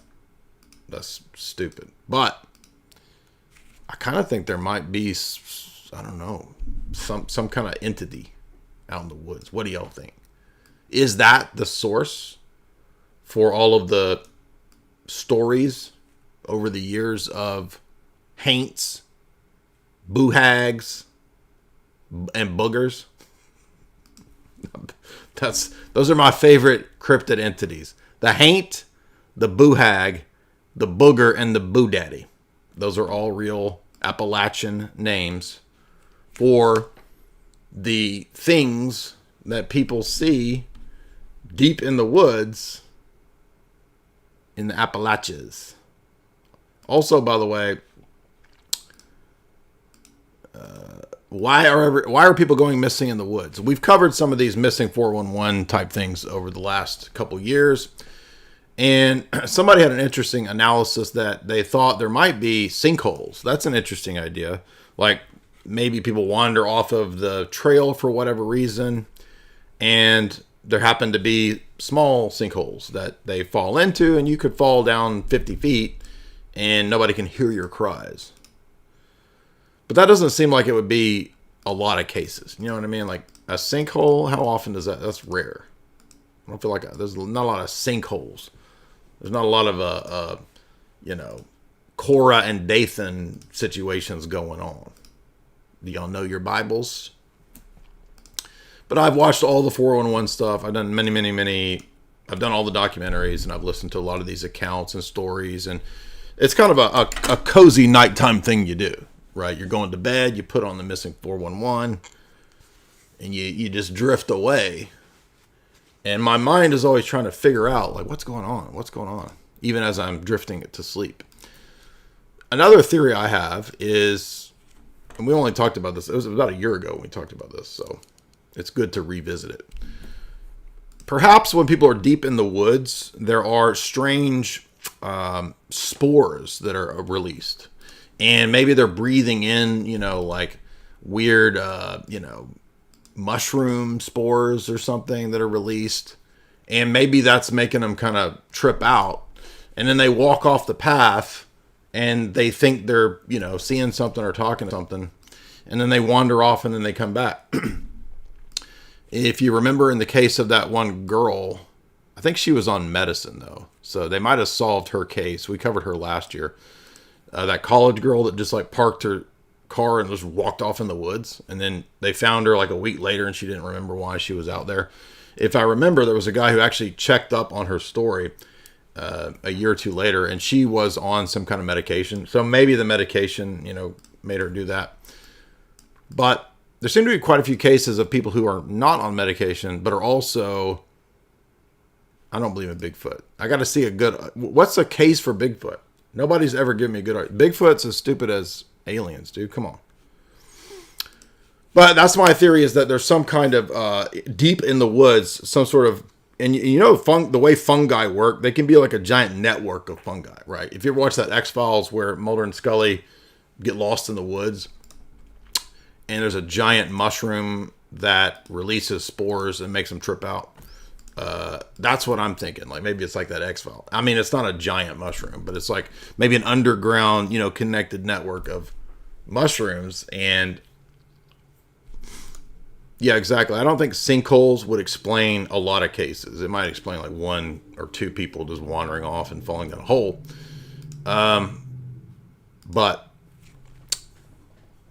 as you guys know, in the missing 411 cases, it seems to be where people are near large bodies of water. It seems to be that in many of the cases, it's people who are experienced in hiking or woodsmanship. They're hunters, and they just seem to go missing. Now, other theories, as you guys know, include the idea that the government is perhaps kidnapping people. This happens a lot on government land, aka the national forests. My publisher, not many people have ever talked about this, and people don't know this. My publisher actually put out a book about corruption in the national forest system. What do you call the guys? What do you call it? Wood cops. What they haven't foresters? No, what am I talking? What's the word I'm looking for? I remember when I was a kid, I thought it'd be cool to be one of these guys. Anyway, we'll call them wood cops, forest cops. What's the word I'm looking for? There is a kind of moth ranger, park ranger. That's what I'm looking for. Wood cop. I like wood cops better. Next time you see a forest ranger, be like, "Are you a wood cop? Are you the forest police?" Call them the forest police. The damn forest service. The damn forest police. Yes. Did you know that there have been quite a bit of cases of corruption amongst the wood cops? And they have a kind of a network going on with them, right? The wood warden. And the wood warden, with their little network, they might be involved in some kind of getting people. Who knows, right? That could be happening. The other prominent theories include underground bases. So maybe there are large underground facilities with tunnels that get people and then take them away unbeknownst to everyone underground. There also could be large underground cave systems that perhaps have been mapped that we don't know about, but that devious elites know about. Again, a lot of these are interesting. There's also this story of the Alaskan Triangle. Do you guys know about this? So the name, kind of like Bermuda Triangle, is this area where there's like a 10,000 square mile triangle of yeah, DUMBs, exactly, deep underground military base, where really large proportions of people have gone missing that make no sense. And I remember one night I went down a big long rabbit hole of this. I read this massive, like 30-page article, I think from the Atlantic or something, about people that go missing in Alaska. And the normie theory is like, oh, well, people just go to Alaska to, leave their past and to run from crime or whatever. Okay, but not that many people. Come on. It's like some crazy amount of people that go missing in Alaska. It's like, there's not that many people running from their, meth past or whatever. Let's see how many people it was. How do we get off on this? This is a really weird stream. We went from cringe music to whatever we're talking about now. Missing people. Here it is. Alaska Triangle missing people. So 20,000 people. I mean, I guess 20,000. Okay, 20,000 people could go to Alaska to, get away from their past. I could see that. But, like, why are they missing? You know what I mean? Like, why are all these people missing? So, you've even got mainstream media covering this now. I read about this, like, 5 years ago. And it was lesser known. I guess more and more people are figuring this out. Like, what's going on in... So, the History Channel made a whole show on it. Missing Alaska. Interesting. Okay. Why are people going missing in Alaska? Why 20,000 people missing? That's just... Yeah, here it is. So here's the region. Travel Channel. You got missing Chinese man. You got missing boomer. Missing purple-haired woman. Interesting. So apparently this is where more people disappear than anywhere else. Here's IFL science. I freaking love science, dude. Let's see what the science men have to tell us, because I'm sure they've figured it out. The science men have it under wraps, boy. The statistics back up the fear. Okay, well, let's get the science stats to settle the issue. It's an overhyped peril. It's folklore. Okay, it's talking about why. Oh, interesting. Some high-profile people have gone missing here, too. Hale Boggs. I've heard of him.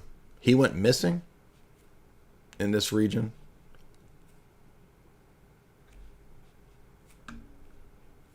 Now, that could have been a political assassination. Like, they could have just taken his plane down or something like that, right?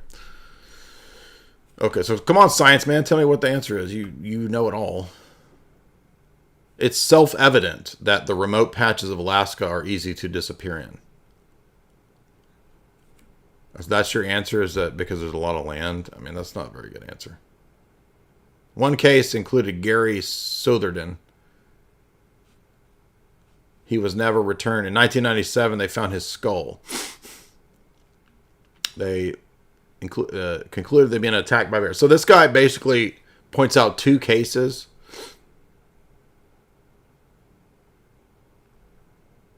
And then says, so it's solved. Well, that's weak as hell, dude. That's actually not a very good argument. But what do you expect from the science men anyway? All right, let's get back to this video. We're getting lost over here lost in the weeds. I don't know what that dog was trying to do. Let's get over here. Go big now, and somewhat trying to relate this with the current events. I hired an AI. Welcome everybody. We're having fun. We're getting into the spooky details right now. So you were waiting to get scared. Now's your chance to get scared. Jamie, could you make me a espresso? Thank you. My cup runneth empty. Shout out to all you super chatters. Y'all being generous tonight. We're having fun over here. We're having fun over here. I'm trying to train myself to stop saying my R's. A lot of people want to say their R's. They go to speech therapy. I'm different.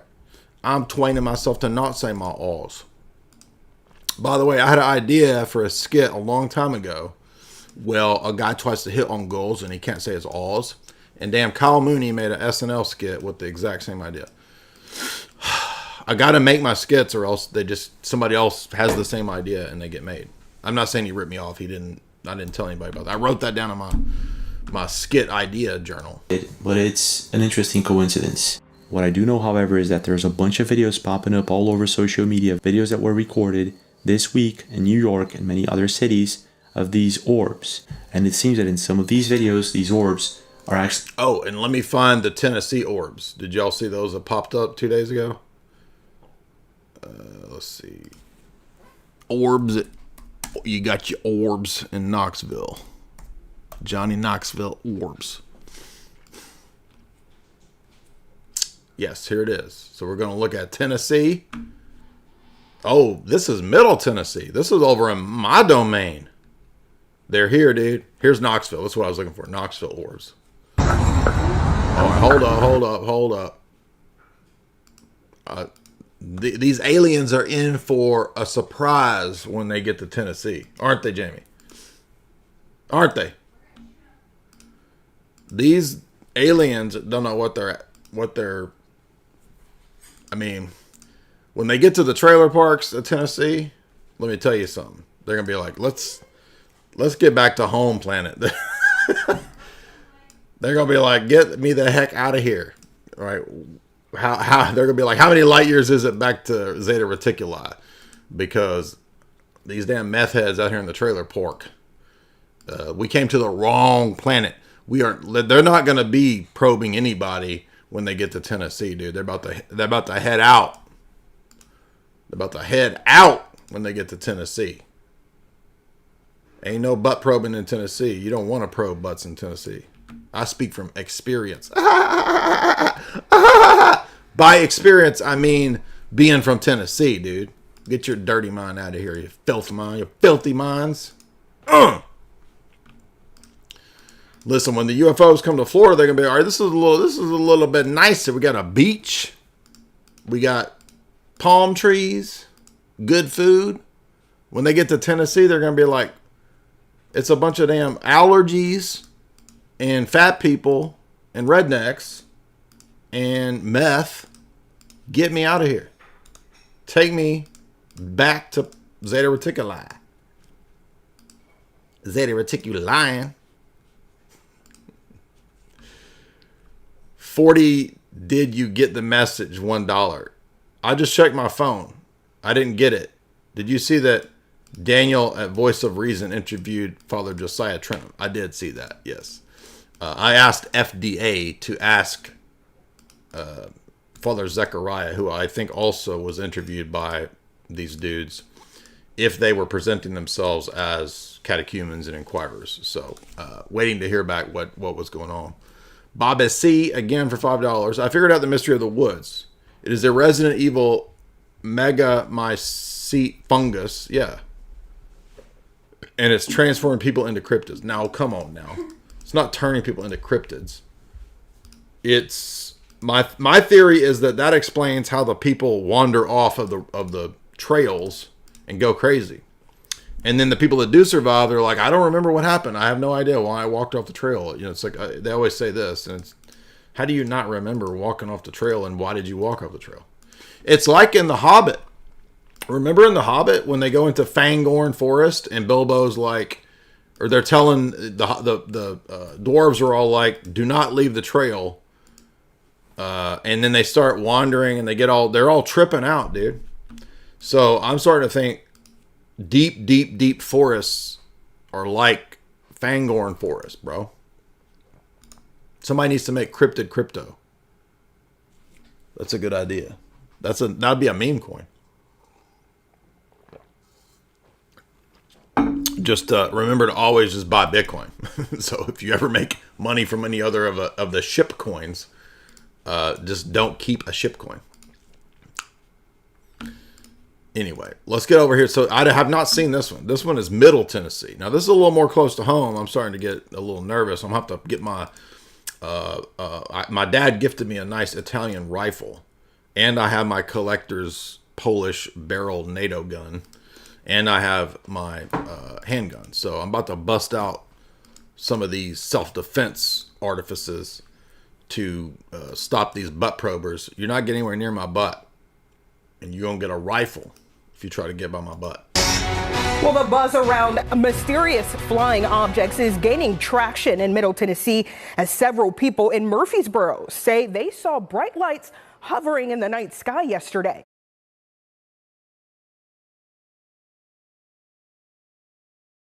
We're outside Nashville now. They're coming for butts. Murfreesboro, plug your butts. Put on a chastity belt. Nashville, plug your butts. Put a cork in your butt. Put on a chastity belt. Because they're coming right now. Welcome to News 2 at 6. I'm Maya Owens. News 2's Audrey Mayer joins us in studio with what people saw and what the future of monitoring the sky might look like. Audrey. Matthew Holt, who lives in Murfreesboro, says he walked outside after work to see these bright lights in the air near Interstate 24. And yes, if you're wondering, Matthew Holt is Steve Holt. His brother. Not the only one curious to find out what these objects might be. Like a big eyeball, truth be told. That's how Matthew Holt describes what he saw Sunday night. News 2 hasn't confirmed what these lights are, but the national fascination around flying objects, which sparked after several sightings in New York and New Jersey, is... So, obviously, I think all of the blinky lights, that's all drones. But what are do you think the orbs are, at least what it looks like what he's showing there, is that plasma? I think we all kind of converged on plasma ball, didn't we? Y'all want to play plasma ball? And Kurt Metzger, he shared is this stuff, right? And the Navy claims they can make plasma balls without the encasement. Where is that Kurt? This right here. This is what I'm talking about. This one.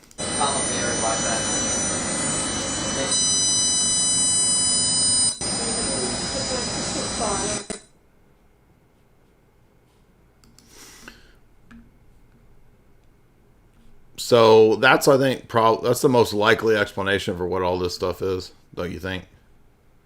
And remember, he shared the whole. Let me find that news article he shared right here. By the way, here's the cover. Y'all like this? Look at this. There we go. That's not the concept. That's like the almost finished. What do you guys think? It's definitely the vibe of Esoteric Hollywood 1 and 2. Do you like the idea of a little bit of a different title? Sex Cults and Apocalypse in film? Don't worry, you're still going to get your symbolism in film. But y'all like that cover? Again, I don't have any say over the cover. It's not I'm not in charge of covers. But let's see. Where is Kurt Metzger's post?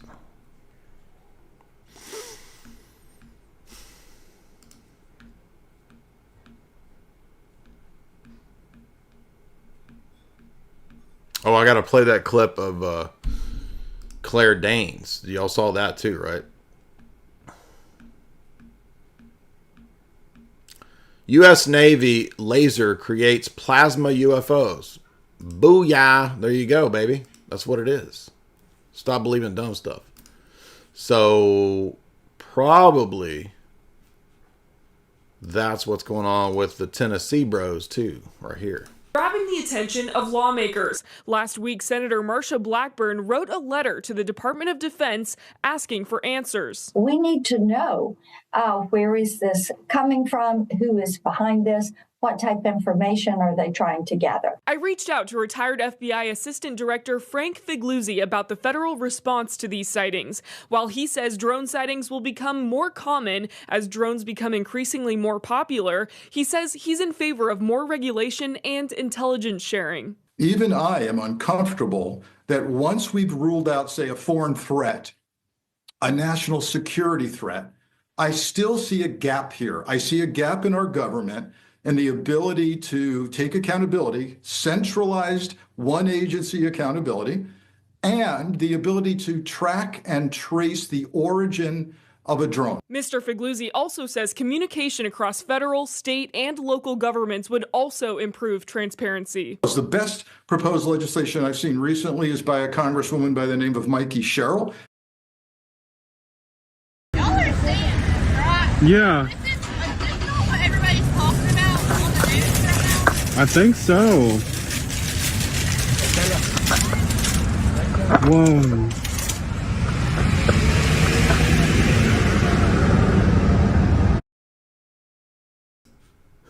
Well, probably drones, but why so many drones all at once? Why is this everywhere? Why are they still talking about it? You would have thought that it would be dying down, but no, it's still going strong. And I think he's gonna have some more here in a second beyond the Tennessee stuff. I just pulled that up because I didn't even know until a couple days ago that it was happening in Tennessee too.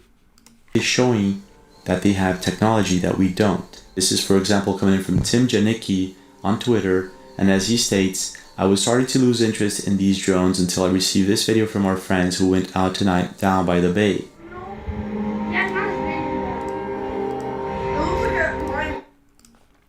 Under the boardwalk, down by the bay, where I met my alien baby, and she probed me. Anyway, guys, listen, you know we have a show sponsor, and that show sponsor is the one, the only, the beloved Chalk.com, CHOQ.com. I'm going to have to remind you that the only way that you can up your toxic masculinity is via Chalk.com. Literally, you're going to have to get over there and use a promo code listed in the video or my own promo codes that I'll give you in 1 second. But listen to this video, pay attention, and we'll be right back with more spooky stuff. I'm gonna put you on something crazy real quick. Most of these Zoomer gym bros are consuming macro-guzzling synthetic dyes and synthetic sweeteners on the daily. They don't even know it. Goofy AF. There's nothing great about that. Do not listen any further unless you are an alpha or sigma male. This is important and there could be consequences. There's a new certified sigma male pre-workout powder for sigmas only. It is guaranteed to empower you to dominate your co-workers, fire your boss, aggressively gamble, or invade a small village. Chad Mode stands out from the crowd by excluding artificial flavors, preservatives, sweeteners, and dyes.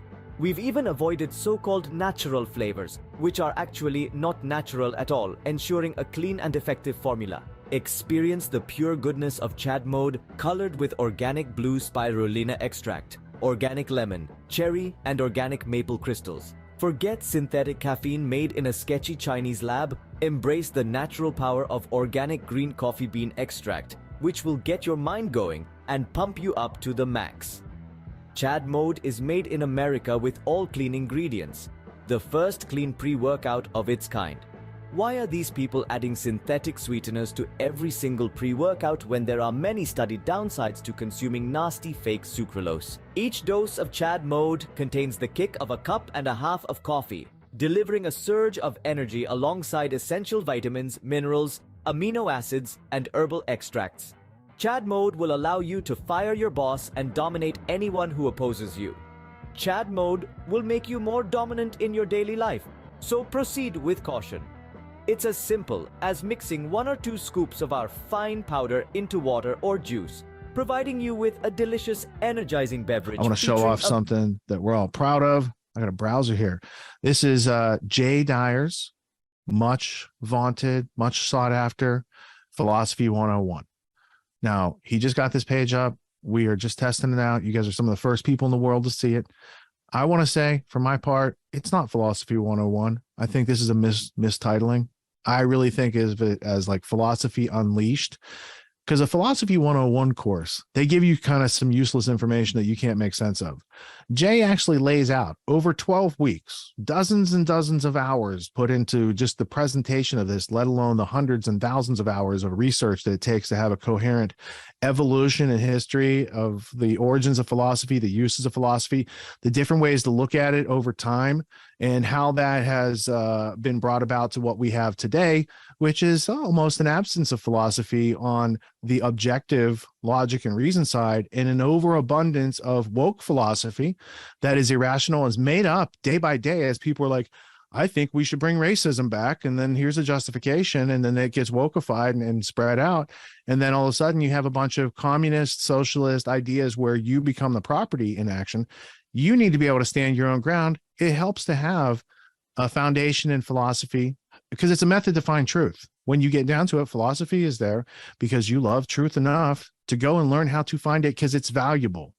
So if you're interested in things like that, there is the landing page. We'll link it up in the notes. It is a longer one, so we'll get a shorter URL for this. I'm sure Jay has a...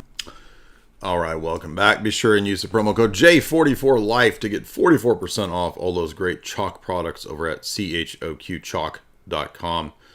Shout out to Richard over at Grand Theft World. And yes, you can always buy my philosophy course eternally, perpetually, I guess as long as Richard Grove exists. Or until we get future AI Richard Grove, you can still purchase the philosophy course from Autonomy Marketplace. All right, we're catching up on our orbs and our drones. I did! It just vanished. I just watched it vanish. So apparently this object teleports, and someone was kind enough to repost this on Reddit, stabilizing the video, zooming in, and slow-mo. Check this out. It looks like a line with a dot in the middle. I did! It just vanished. I just watched it vanish on the telescope. Yeah, that's what happened to me too. All right, I Were you videoing? Why is it teleporting? Because the light goes off.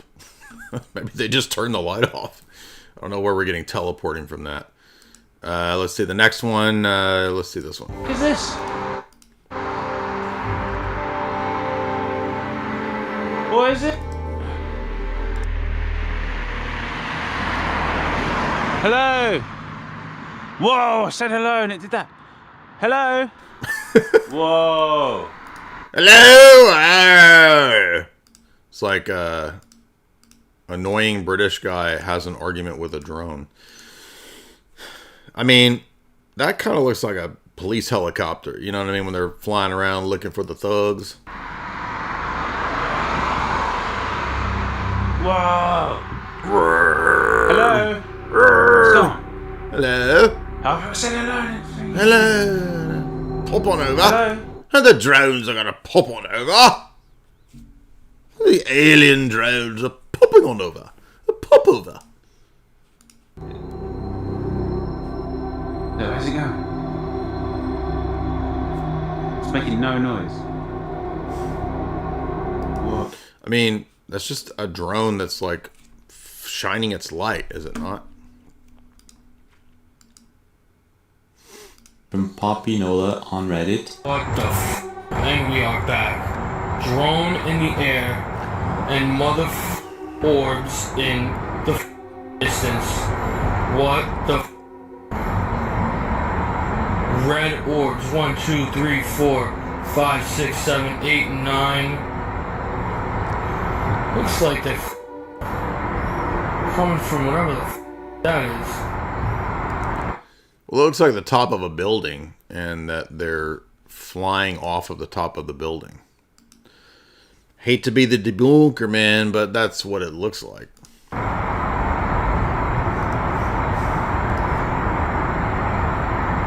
I don't know, dude. New York City, the Bronx. I never thought I'd see it, but I'm fucking seeing it right here, right off. You'd never thought you would see 8 drones flying over New York? I mean, it's 2024, dude. It's almost 2025. My balcony, Bronx, New York. Okay, this is the automatic. What do y'all think? Where is the evidence for aliens? There was people. Did y'all see that goofball idiot boomer who's supposed to be a genius tech man trying to argue with me the other day? Did y'all miss that? What's his name? Cliff High? Cliff must be high. That old boomer guy who supposedly invented some future predicting technology or some nonsense. Oh, it predicted the internet. I don't know what it predicted, but he said he called me out when I was on Fourth Hour like 2 weeks ago. I don't even remember what he said. It was really stupid. It was like, oh, you don't believe in aliens? Well, they exist, and here's a bunch of schizo nonsense based on Elohim, whatever. Every schizo loves to go crazy about the word Elohim. Like every idiot, like level 1 conspiracy person goes crazy over the word Elohim. It's like, dude, it's just a word that means like divinity. And then they read all this nonsense into Elohim, right? So this goofball boomer was trying to come at me, and I offered to debate him, and of course he said no, or he ignored it. It got a lot of replies, but shocker, he doesn't want to debate. All right, let's get back to where are we at?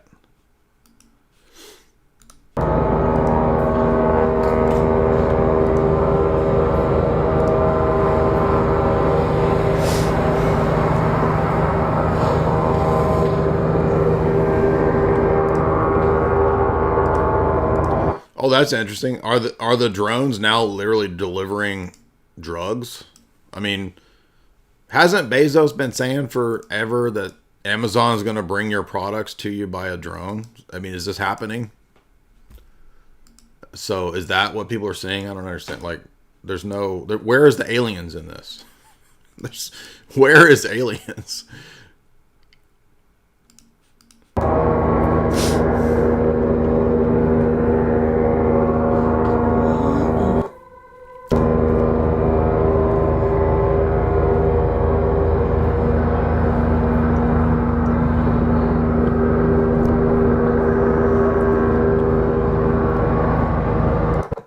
Previously thought, but still I'm not too sure that this is something from out of this world. It could be that we're looking at something that was always here, hiding within our planet.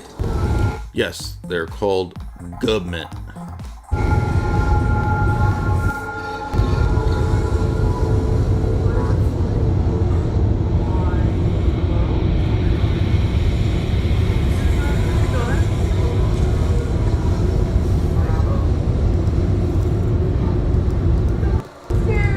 Somebody had a good comment the other day that I thought was worth mentioning, and it was, have you noticed that everybody's stories of aliens, they're never consistent? Like, oh, it's the blue avians, and they look like giant birds or whatever. Oh, no, they're Venusians, and they look like Marilyn Monroe, and they have giant breasts. Oh, no, they're the grays, and they're tiny, and they have, gray skin. Oh, no, they're actually reptilian, and they look like reptiles. Like, nobody's stories have ever matched up, but then they kind of just decided to go with the grays. Because remember back in the day, like in the boomer era, it was little green men. Or the 50s, 60s, right? If you ask your grandpa, so grandpa, what's an alien? He'll say, it's a little green man. Right? And then it becomes the grays, and then it becomes, I don't know what. But why has it not been consistent? And like literal like UFO ET idiots will be like, oh, that's because there's multiple races. There's like 20 different races, like Star Trek. There's the Klingons and there's the Romulans because I saw Star Trek. Yeah, right.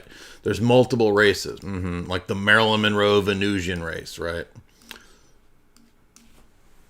You would expect if we were visited by entities from other planets,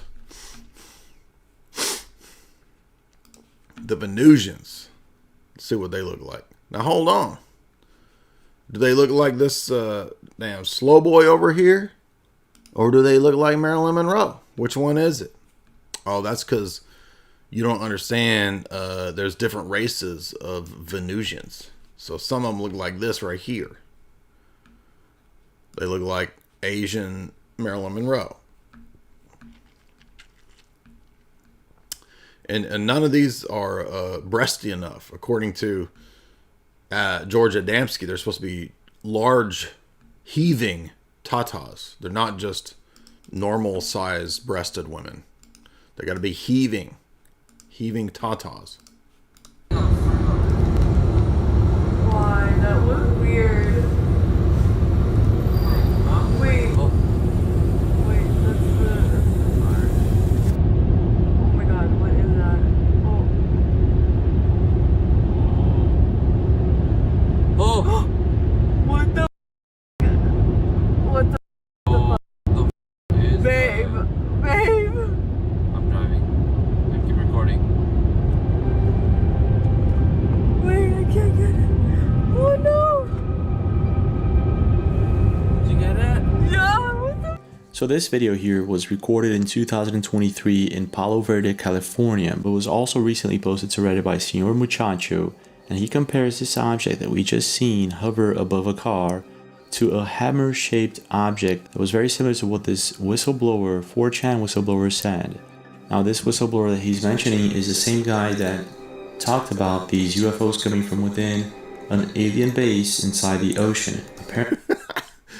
In other words, a Navy ship from which the drones fly inland and then return to sea. And if you don't have to go far in the literature on this, by the way. Over the years, even in the conspiracy literature, they admit that this is all run by like the Navy and NORAD and all this space drone warfare, and they act like, oh, we have no idea what any of this is. Naval Reconnaissance Office, right? National Reconnaissance Office, ONI.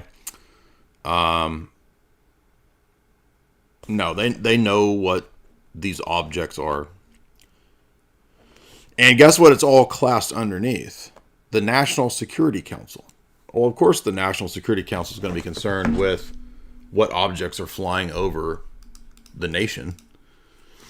And we got some alien defenders. Why wouldn't there be many alien galactic species? First of all, why are we supposed to believe in aliens at all? Somebody give me a good argument, because you're going to start with this dumb argument that, well, if the universe is 4.5 billion years old, and that's enough time for life to develop on other planets. No, you can't prove that the universe is 4.5 billion years old. That is a presupposition based on the assumption of a long aeon-based dating. But you can't actually prove that without presupposing it. So there's nothing that is self-evident in looking at rocks or looking at light from other planets that tells you that it must have been 4.5 billion years ago that that light first originated. That assumes the very thing in question.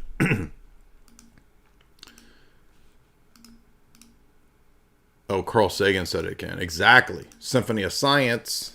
Whatever these orbs are, they're apparently coming from the Atlantic and the Pacific Ocean, and also the Caribbean Sea. That's because the drones fly off of the naval ships. And just like Kurt Metzger said, who was doing plasma orbs? The Navy. And by the way, y'all saw this going around a couple days ago too, right? The CIA claims life did exist on Mars, and it was a population of very large people who built pyramids. This is all from, if you read the actual Daily Mail thing, it's from Stargate, right? Project Stargate.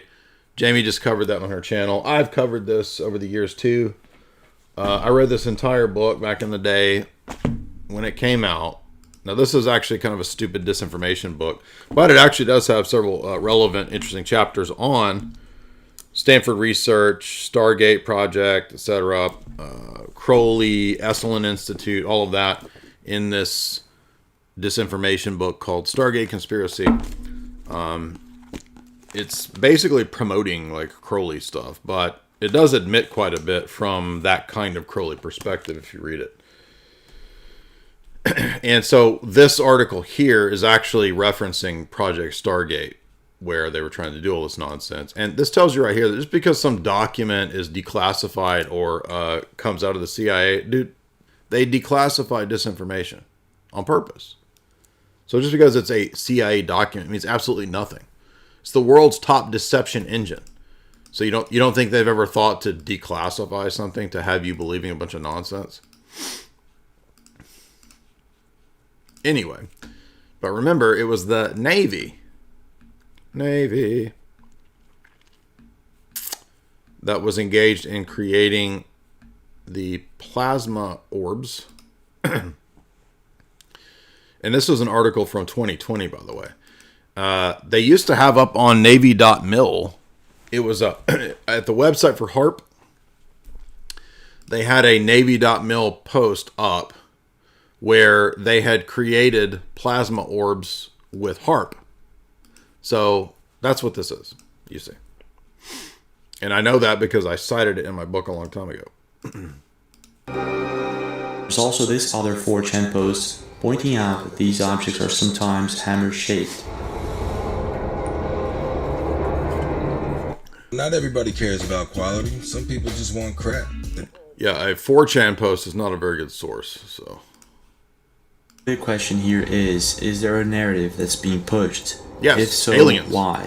Is this a psyop? Yes, aliens. As I pointed out all week and for years in both of my books, the alien psyop is to have you believing the bullcrap that they believe to push you into the technocratic system.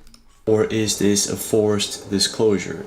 If it is a forced disclosure, why? Is it to push some sort of new technology that could be life-changing? You know, when we talk about 0. I will give James LaFleur credit, though. Maybe he's been watching some of my videos. I DM'd him a couple times. We had a few DMs back and forth maybe a year or two ago.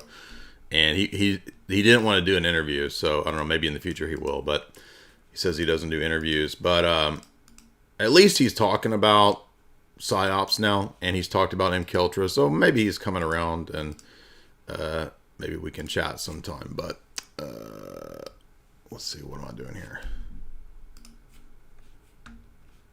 JV Free sends $3 and says, aliens just want to smell your butt. They do not want to probe it. Okay, in that case, I will allow it. And I will not get my guns out. So I'll put the specialty Italian rifle up. I will put my NATO barrel up and sniff away. Bretimus 118. Have you reviewed Logan's Run? Dude, of course. And I just posted on the audio feed my Logan's Run analysis from like 8 years ago, dude. 8 years ago. I noticed as I was uploading old podcasts. By the way, I made a whole video on Logan's Run. We're at like 10 years of podcasts. Isn't that crazy? I was like looking back at podcasts that were old. This is 10 years ago. This is crazy. So, of course, my video that I made that took me like a day to make doesn't show up.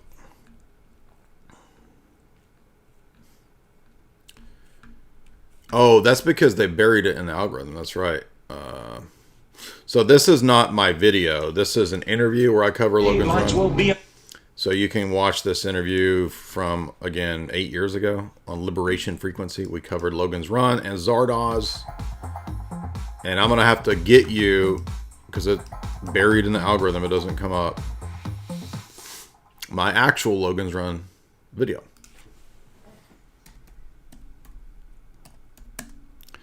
In fact, I might just post this on X, like the entire video, because it drives me crazy that I spent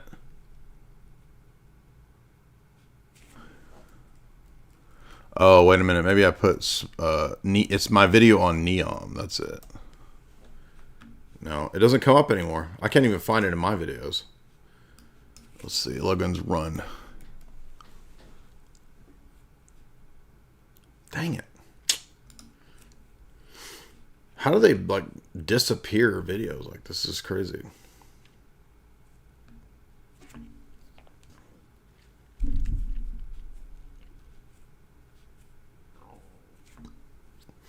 I made a whole video on Logan's Run. It's like a 12-minute video. Maybe I took out Logan's Run in the name. Smart City. It doesn't come up.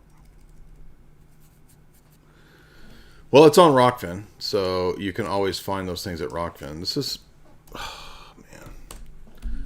All this, years and years of work that you do, and then the algorithm just buries it, and nobody ever sees it. And then, do you know how many times people have asked me, when are you going to cover this movie? And it's like, don't you think that was one of the first things I thought to cover? I'm not dissing you, dude, for asking me. Let's try this. Let's try Logan's Run over here on Rockfin. Aha, here we go. So the video was titled Logan's Run Predicted Everything. And it's still up here on Rockfin.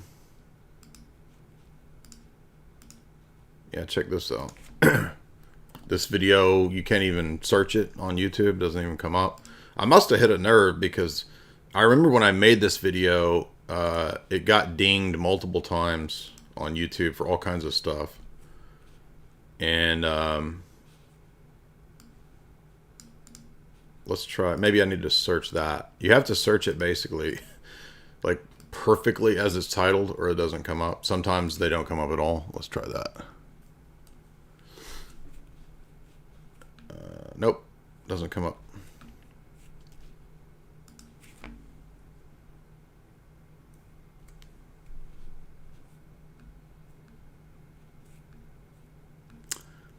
Maybe it just got taken down. I don't know. That's really weird.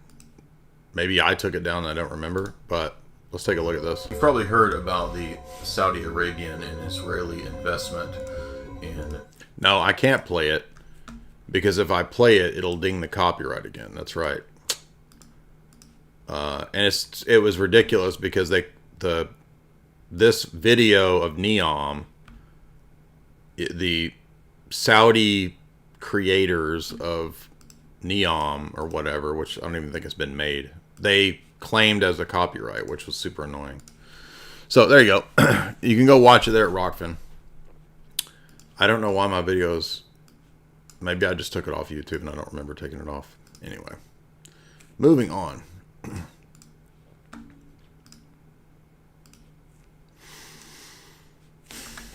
Moving on. Moving on. It's just not even on YouTube. No, here it is. It is. Here we go. Huh. It's called This Movie. This 70s movie predicted everything. But it doesn't come up for basically anything that you search. So let's try this. So I found the video after freaking 30 minutes of searching in the innards. Watch this. This is how the burying it in the algorithm works. They just bury it. None of it shows up. Oh, watch this. Nope, it's not there. So you see I type in the exact title of the video right there. Logan's Run predicted everything. See that? Doesn't show up, right? But look, this video is public. You've probably heard about the Saudi Arabia. 21,000 views, and it is perfectly hidden. That's crazy. None of the terms pull it up at all. So here is that. You can here you can go check for yourself, and then you can search for yourself. It doesn't come up. That video is, it's not even anything that edgy in it. It's just like the smart city is weird and creepy. And I talked about Logan's Run. I talked about Disney's World of Tomorrow. I talked about weird stuff at Disneyland. And this video is completely hidden. It's not even that weird or edgy. It's just like basic stuff. That's crazy. So this is what I've had to deal with for so long. And yeah, basically you're just punished for being correct and for having foresight to see where things are going. That's why, you should subscribe to me on Rockfin, because who knows where the future is going. And there's always great backups like Rockfin. And you don't have to pay on Rockfin. It's free if you want to subscribe for free and follow there. But there's also paid content over there. And Rockfin's a great platform where if you pay the subscription fee, you get access to everybody's content. All right. Enough of this. Let's get back to... Did we finish James LaFleur? Yes, we did. Let's see. Bizarre Bob did a best of 2024. We'll check out some of these and see where he's at. Can we be convinced of the existence of Bigfoot and ghosts and aliens? I don't think you're going to convince me, but maybe you can. If you want to support the stream, you can do so via Super Chats. Super Chats are done through Streamlabs. Right there, dude. Right there.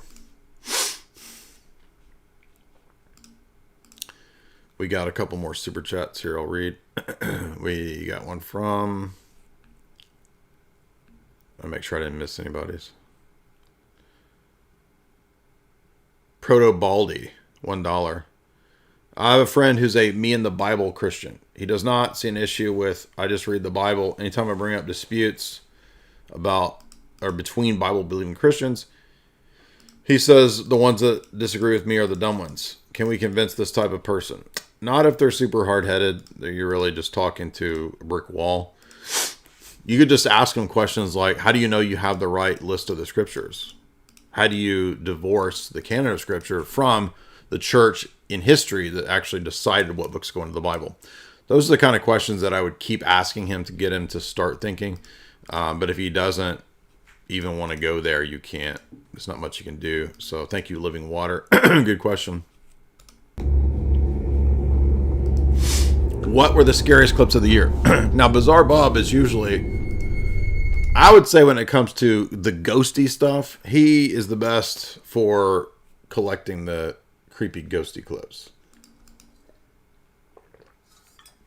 His are usually a little more convincing. On July 20 of 2023, a radio station in South America was airing a live broadcast that left many viewers feeling disturbed. The footage was broadcast online, so those who tuned in were totally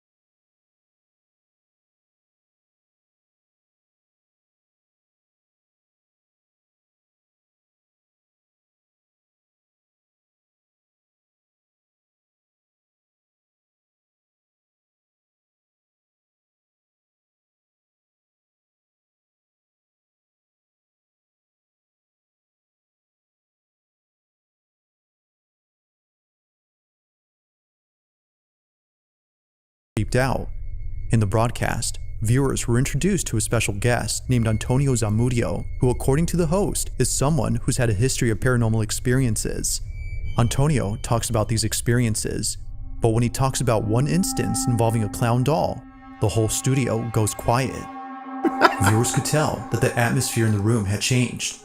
These are the worst. Like, the doll videos are the dumbest of all. I mean, who's dumber, Bigfoot or the doll videos? I don't know which one's stupider. Oh, man. I'm going to skip that. That one's just, I can't do doll videos. It's too stupid. Continue to speculate as to what exactly was inside this wardrobe. Listen, you want to skip this. I think more people should be considering that there's like homeless people that are sneaking into places and trying to sleep. Is that not, are we not thinking about froggers? Like, why are we jumping to ghosts? You know what I mean? Like, maybe it's just, you know, there's a lot of homeless weirdos and they're going to try to get into a basement to take a nap, you know? Now this next video comes from a man who, while being alone at home, spots something out of the corner of his eye. It happened while being in his living room scrolling on his phone. For some reason, he couldn't shake the feeling that someone was watching him. Paranoia was getting the best of him, as he thought, so he tried his best not to think. And also, there's a lot of creepers too. Like, maybe this is like your neighborhood creeper who's trying to, you know, cop a scene. He's trying to catch him a little side boob, you know what I mean? Much of it, but just when he started to ease up, he sees it. A figure standing at his window. He immediately takes out his phone to record it on the off chance that no one would believe him. Now we don't see the figure on camera, but something else happens that terrifies him to his core. This is what he caught.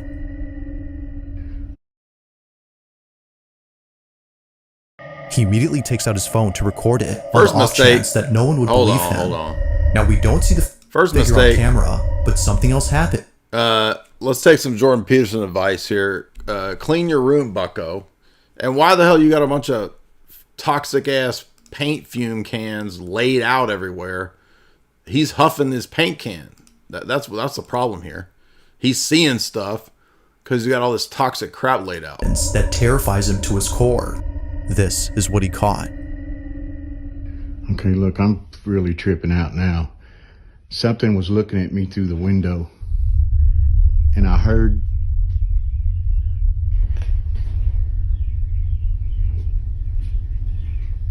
I'm freaking out. You just got a creeper, dude. You should take it as a compliment. Somebody finds you attractive. They want to see your shapely form. They're trying to cop a scene. They're trying to look at you. You're over here worried. You should be thankful that there's somebody who finds you attractive, even if it is a homeless creeper.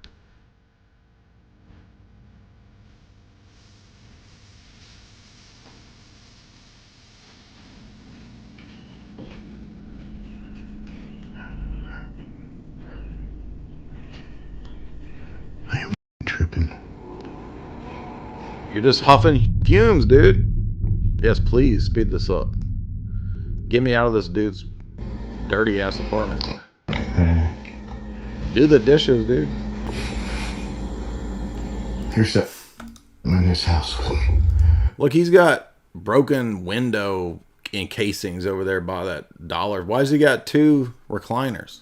How many recliners do you need, dude? Listen, this is a single man's apartment right now. I can tell you that right away. This is a single dude.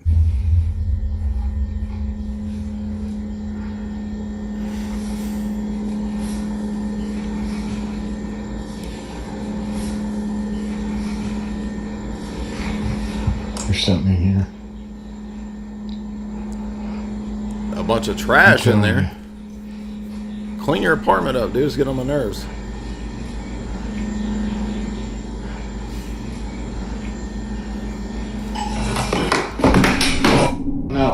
No.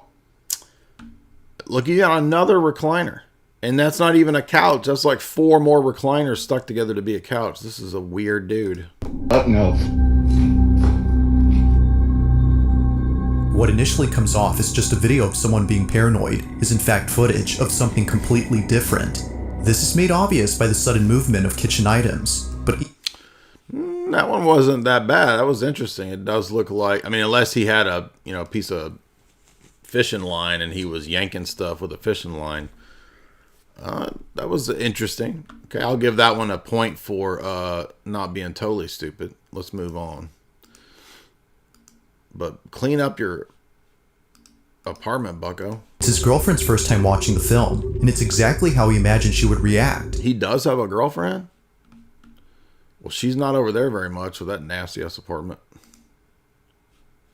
Scary movie that's already Or no, this is a different video. Been seen by the boyfriend. It's his girlfriend's first time watching the film, and it's exactly how he imagined she would react, completely scared. It's for this reason that he films this video. It would make for a funny clip, but little does he know, this exact moment would be anything but funny.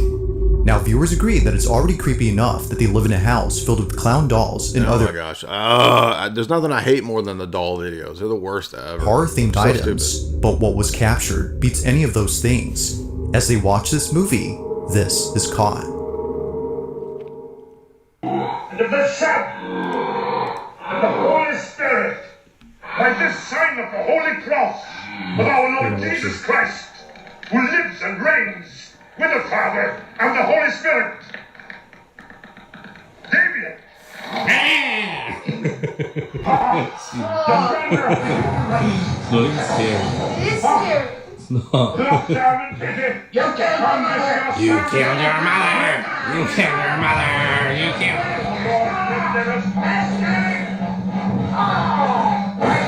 killed. So his doll moved. Now, if this was a setup, this was actually pretty good. I have to say that one's a pretty good setup. Funny story. My mom tells this interesting tale that when The Exorcist first came out back in the day, she went to the theater to see it. And in the middle of the movie, the electricity went out in the town in the middle of The Exorcist at the movie theater. And that freaked everybody out, which I have to say, that would actually be pretty freaky. What was freaky? Freaky! Of his girlfriend's reaction turns into something they would see in their movie. Thank you, Bob. We know what happened. We on just whether saw or not this was paranormal. Just what exactly had occurred that night. When Google Fiber first launched 1 gig, it caught. You know, a lot of ghost videos are taking place in nasty apartments. Maybe the ghosts are just like clean freaks and they're wanting you to clean up and they're throwing. Oh my gosh, look at this. Ugh. The ghosts are throwing shit around because it's nasty.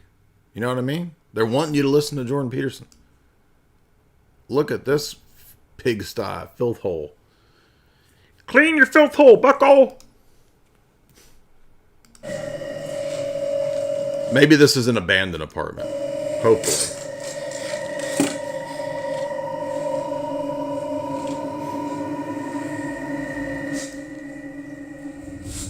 That's a damn crack house, dude. You know, whoa. Upside down cross. All right, now I'm getting freaked out. You know a crack house will be haunted.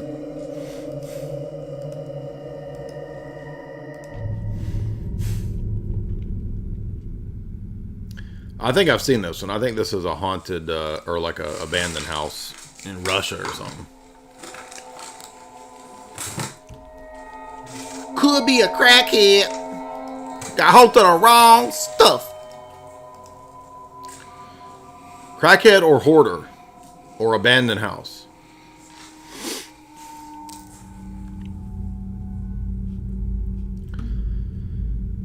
I kind of think amongst spooky videos, the abandoned buildings are equally bad down there with the doll videos. Those are the worst. I can't stand doll and abandoned. Now this abandoned house is actually kind of creepy. But abandoned building videos, oh my gosh, those are so stupid. Yeah, okay, come on. Come on.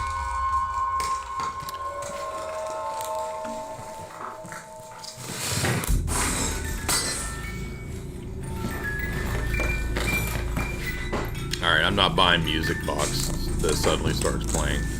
I don't buy it. He wound up the music box. It didn't just start playing. Why is he going to run into the bathroom? Or is he going out the window? Out of nowhere, the house comes alive. Things move on their own, and a musical box begins to play by itself. Although we don't know the property owner's name. That one was okay. I don't know. I think it was rigged, but not a bad idea for a spooky video. Jamie and I are going to have to start creating our own spooky videos. Like, I think we could, all you need is some fishing line and you're the next viral sensation in the spook sphere. Emanating from all over the house. They had thought someone had broken in, which is why the police were called. Was it glass? Was it metal? What is it sound? It was just like a big thud and then You heard box shatter. yeah. Now this is where things start to get strange, because apparently, after searching the whole place, the police found no signs of forced entry or any clues to suggest that someone broke into the house, with no indications of any trespasser. Let's see. Is this the gay dude that claims that there was a succubus throwing him down the stairs? I'm serious. One of these going around this year was funny. It was like a gay makeup artist, and he said a succubus threw him down the stairs. Insert your jokes here. The police leave the property. However, after watching the footage recorded by one of the friends, the teams noticed something very alarming.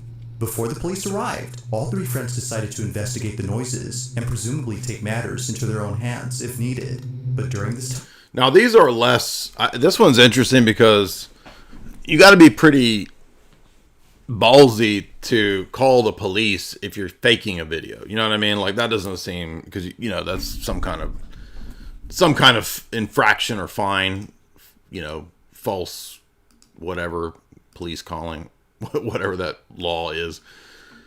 So I don't think they would have called the police if there was nothing going on. And I remember this one. This one is a pretty interesting video. Something happens that prompts the friend who lives in this house to pack his things. They were spooked, to say the least. This is what they caught. Okay, it's fine. Okay. Okay. All right. I'll see you soon. I love you. I love you too. Bye-bye. Bye.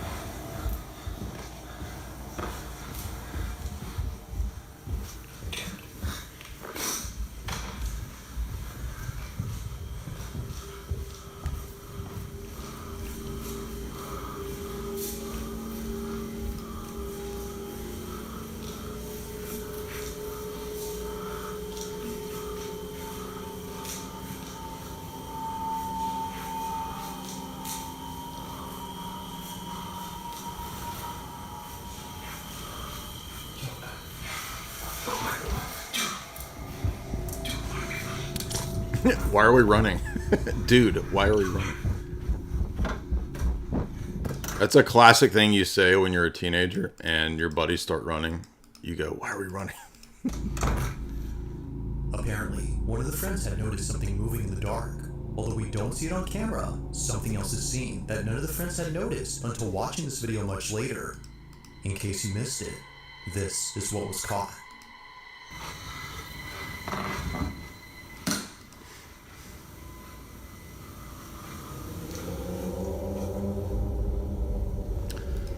That one is pretty interesting, I have to say. I mean, unless they... And I don't think they would fake this because they did call the cops. So, yeah, I don't know what this is. But by the way, the unexplained element of the UFO phenomenon, if the spiritual dimension is real, like we talk about, you know, as Orthodox, then that would actually explain the ghost, demon, and alien phenomena. They would all be encapsulated under the same spiritual type phenomenon that's going on.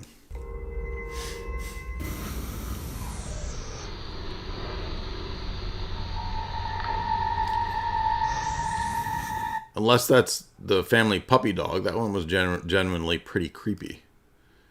By the way, I remember one time, this was probably 15 years ago, I was at my mom's house way out in the country, and I was alone. And I remember there was these really loud bangs that were going on, and I went and grabbed a gun because I couldn't figure out what was going on. And I couldn't find anybody outside. Like, I looked outside, turned on all the lights. It's kind of a fairly large house, and so I was trying to scope out all around the place. I was getting really nervous because I would go out and look, didn't see anything. I'd go back inside. About 20 or 30 minutes later, you start hearing these loud bangs, and it sounded like it was coming from underneath the house and the side of the house. And I was like, what is that? And so I went outside, nothing. And then I remember I called somebody. I was like, there's something going on. I don't know if somebody's trying to get in the house or what. And nobody believed me. And then so finally people came out there and figured out it was the golden retriever had dug out underneath the air conditioner, like this giant, like his own little tunnel. And so when he got up under the air conditioner, when he was digging, he would like hit it with his feet and his back. And so it was like making these loud bangs. And I was like, what the heck is that? It was a dog digging a giant hole. So that's the only time I can think of any kind of like weird, unexplained phenomenon that ended up being explained. I'm trying to think of any. One time I saw that drone back in Natchez Trace, outside Nashville, Natchez Trace Parkway, that definitely, it was obviously human made. It wasn't alien craft. It had all the natural blinking lights, but it was a super silent drone. And I've been seeing them in the Natchez Trace area quite often. This is back in 2007. And one night when I was driving through there, I saw one. It was really close. So I parked my car, and that was back still in the flip phone. Remember flip phones? Oh man. It's like the worst quality image ever. I took several flip phone pictures, but you couldn't see anything. But that drone was not very high above my car, as in maybe like over the treetops type, you know, height. And when it took off, it floated. It was totally silent. And let me make it bigger. And it kind of paused for a minute, and then it kind of angled and like shot up like that, like super fast. So, I mean, I have no doubt that what I saw was some advanced type of drone that was just super silent and was able to fly like at a really fast pace. And it was I would say it was about as big as a car, like from one end to the other end. And it was shaped a little different than like the standard, but it kind of looked like a Reaper type of drone. So, but whatever it was made no sound and could fly like really fast. So they've definitely had these kinds of drones since 2007. Or, I mean, obviously they're earlier than that, but I'm saying like flying around out there, you know, I've visibly seen them going back to like 2007.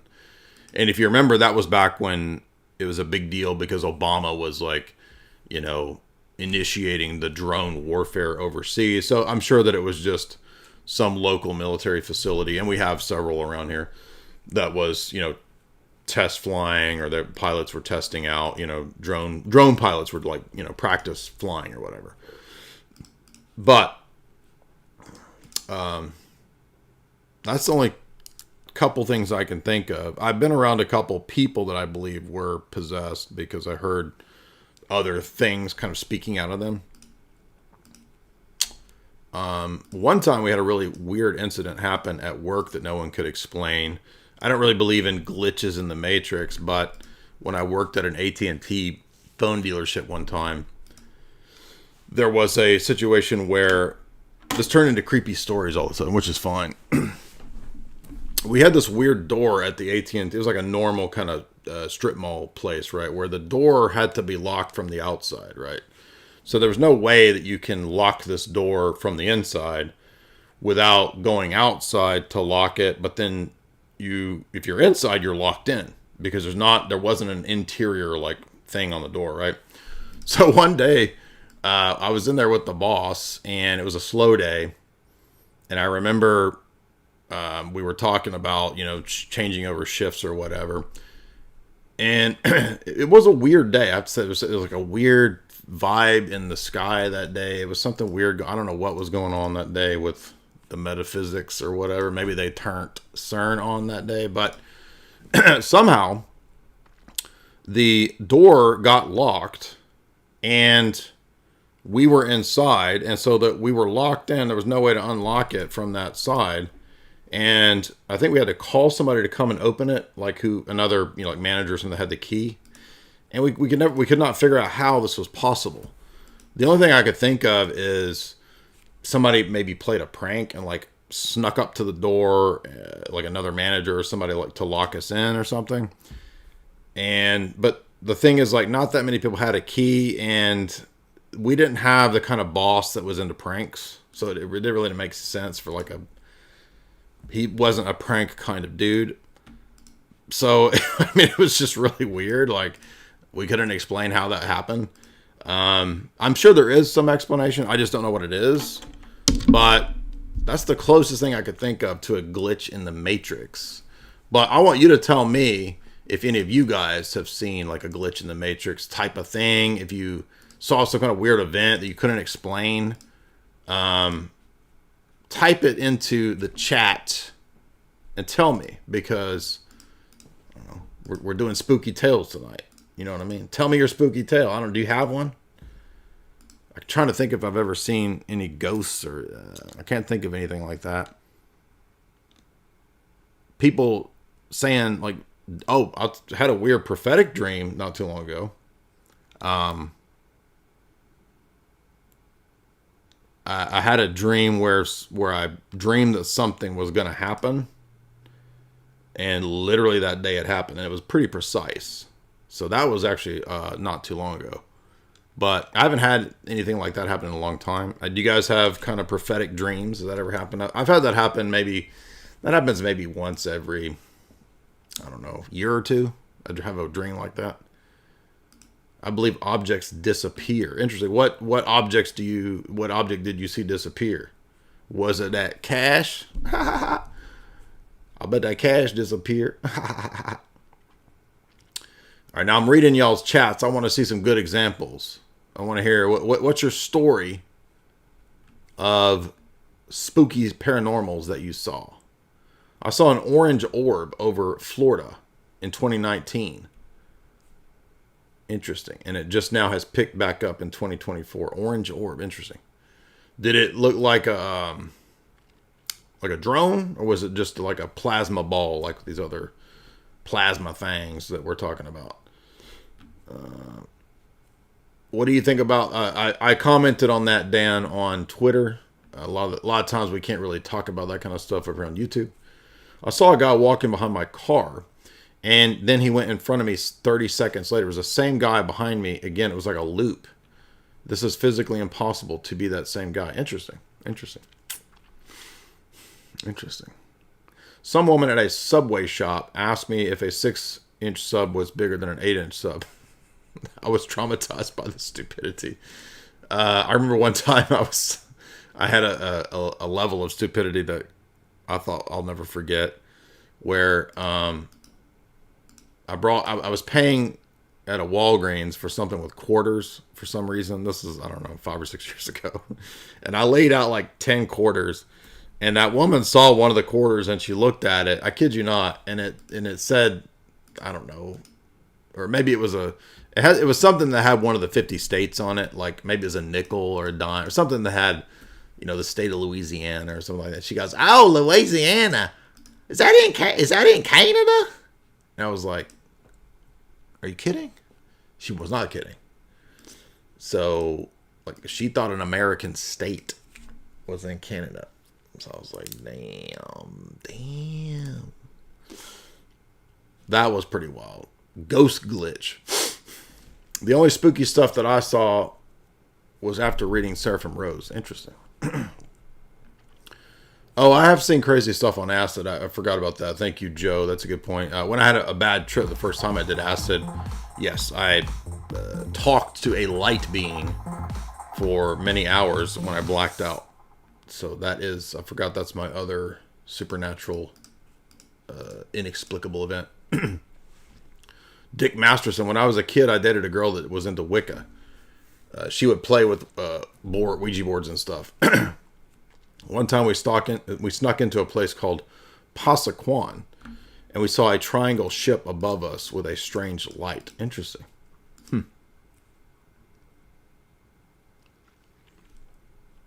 I once heard somebody at Subway asking for a 1-inch sub.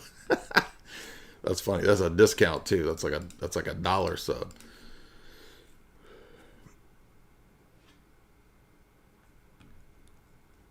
When my grandfather died, we were with her.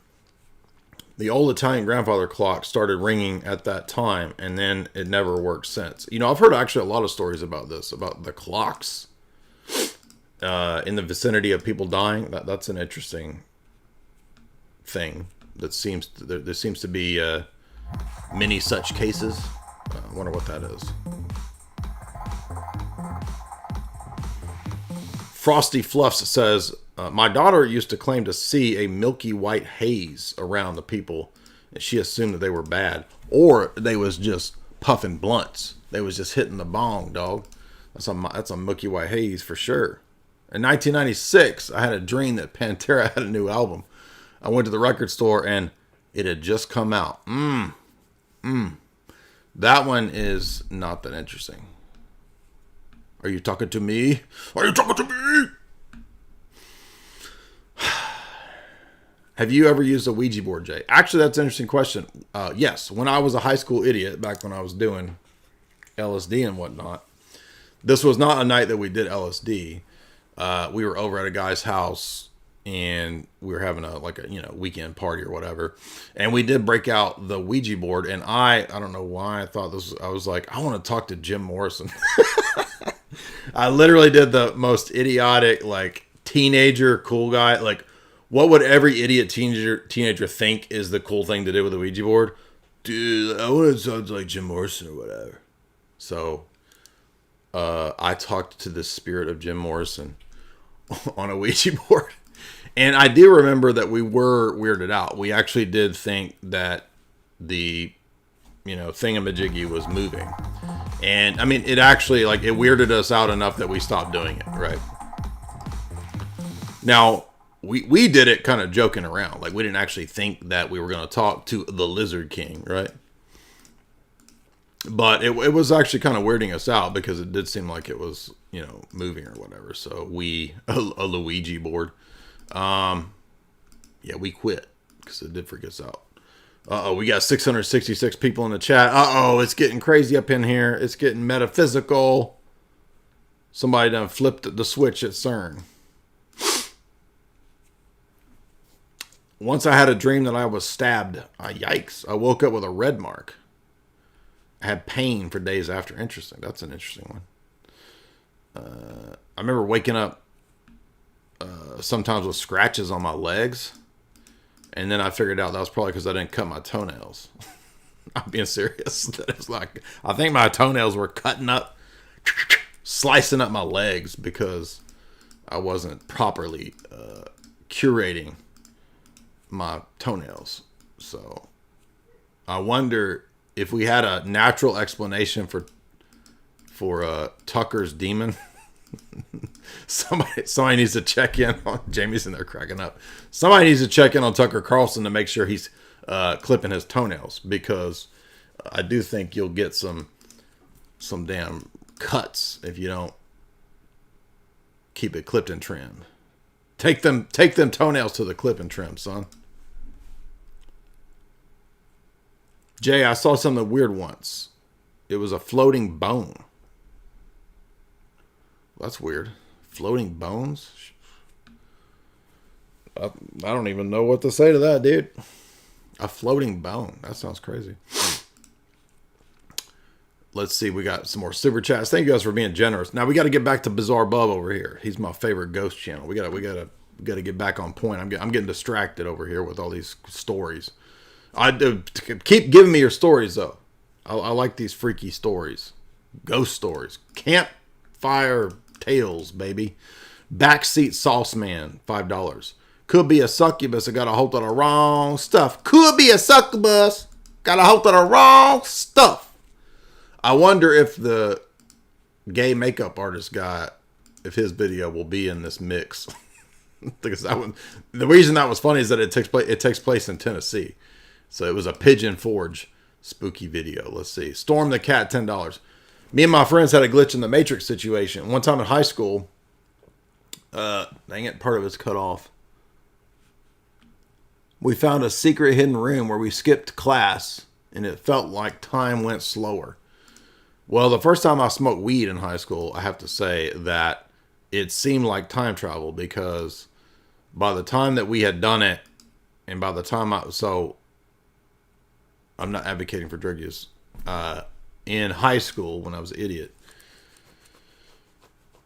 my buddy, it was the first time I'd ever done it. It was the 10th grade, I think.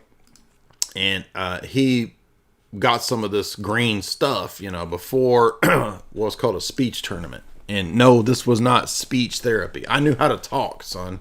I've always known how to talk. And I could always say my R's. So I was not in speech therapy class. But for some reason, when I was in high school, I don't know why, they called drama class speech class. Sounds stupid. But we had drama tournaments, which were called speech tournaments. I don't know why. But when we had speech tournaments or drama tournaments, you had to get there on Saturday for the tournament at 4 a.m. because you would drive like 2 hours to Memphis or Nashville or wherever we were going for the tournament, right? By the way, that was super fun back in the day. And I remember, I don't know why we thought this was the stupidest idea ever, but we thought that it was a good idea. Everything that you think is a good idea in high school is literally the worst idea ever. It's the opposite. That's how stupid you are in high school. You think the dumbest thing is the greatest idea. So we thought it would be a good idea at 4 a.m. to go smoke weed before the speech tournament, the drama tournament. So what happened was, we got on the bus just out of our minds, right? And I was a little nervous because I was like, this is a little more than I expected. I thought, because I'd had alcohols before. I thought it was going to be like alcohol. This is a little more than that. So I put my head on a pillow just to kind of like chill out. And I raised my head up and we were in Nashville. We had time traveled 2 hours somehow. And I'm like, dang, dude, what dimension am I in? So this is basically time travel. And if you've ever heard, I think Dave Chappelle has a joke about this, right? This is like a Dave Chappelle stand-up thing where it's like, he says if you get too high, it's a nightmare because, you look at the clock and it's 12 o'clock and you want to come down. And so you come up with all these ideas of how you're going to sober up. And then you like walk 5 miles and, come back and it's like 12:01. That's exactly what this was like, right? So it was time travel. Somehow we did something crazy. I'm joking. It wasn't literally time travel, but it did feel like that. So all of y'all telling me that you glitched out time travel. First thing I want to know is, were you smoking weed? I was in 9th grade and some buttheads decided that my 10 cups of coffee should be toned down with a doobie. Okay, well, what happened, Amanda? That's it? One time I smoked too much before anatomy class and I ended up in the cadaver room. I was laughing at the penis the whole time. Well, that's probably what you would do in high school. I believe that story. Somebody said that Kush made me time travel. All right. Well, I want to know some ghost stories. We don't need drug stories. Come on. Back to the ghost stories. Yikes. Y'all are telling some hellacious tales. I want some ghost stories. Once, her dog has finally chosen to nestle up in bed with her and her sister, who both share the same bed. Now, I don't have pets, and it's not because I don't like pets. It's because I have terrible allergies, and so even dogs drive me crazy. But I'm sure most of you are pet owners, and a lot of people with pets say that they believe that their pets see things. I'm not a pet owner, so I can't say.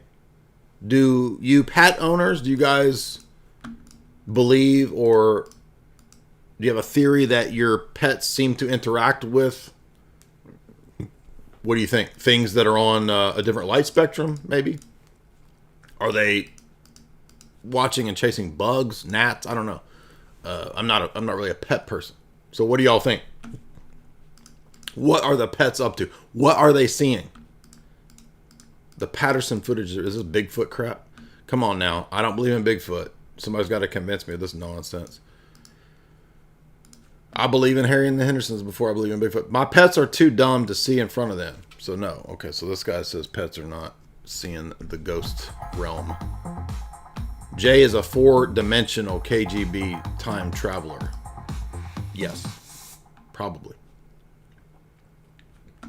I don't want to hear shroom stories. Shroom and LSD stories are just too, that's too easy. I want to hear ghost stories, not weed stories. Come on now. Nobody's got any more ghost stories? No glitch in the Matrix stories? My dog definitely sees things. It jolts around rapidly and suddenly moves at an incredible speed. Okay. I saw a dark smoke entity come out of a closet one time. My dad woke me up and swooshed me away. Then my dad woke up next door. Interesting. That sounds like something demonic. What do y'all think? Interesting. One time I was at a burned down stone mansion 5 miles away. Eden Mansion in Arizona. We snuck onto the property and we saw a silhouette wearing a bathrobe. Well, that could have just been another homeless person just trying to get a nice hot bath. Initially caught off guard, she proceeds to grab her phone to record this moment. But as she records, something happens that leaves her extremely terrified. After looking closely at the footage, she saw it. This is what she caught. I've seen this one. I've seen all these. I keep up with my ghost stories, y'all.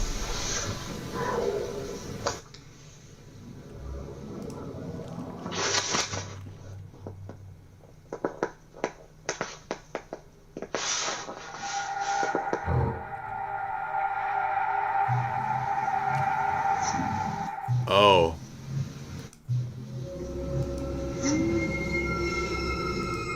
Now, wait a minute. Okay, this one, no. This is her friend underneath that blanket over there. She's having a sleepover. Her friend is poking the head out and then poking back in. Puts her head back in right here. See that? But her friend is over there sleeping on that cot or whatever. So I don't know. This one gets a thumbs down. Fail. And her dog did not see a ghost. Just saw her friend at the sleepover. So that's some fat chick sleeping on the floor. Feel immensely uneased. All right, now this one is interesting. I don't know about haunted warehouses. I mean, maybe, but this one is interesting. Him greatly. Ever since then, he's been watching his back, hoping that it doesn't happen again. The following is the store manager's footage. Watch. Single night. Just putting things away from the box. All right, now watch. I want you guys to focus on this area right here. Okay? Hold on, let me speed this up a bit. One thing I'll say too, remember, most people are bad actors. I don't mean malicious no, I mean like literally in terms of acting skills. Most people cannot act. They're bad. It is an actual talent. It's an actual skill. I took acting classes. I know about acting. I'm not an expert. I'm saying like I had all those drama classes or whatever. Like that's all I cared about in high school. Like, because I wanted to be an actor, so I cared about this quite a bit.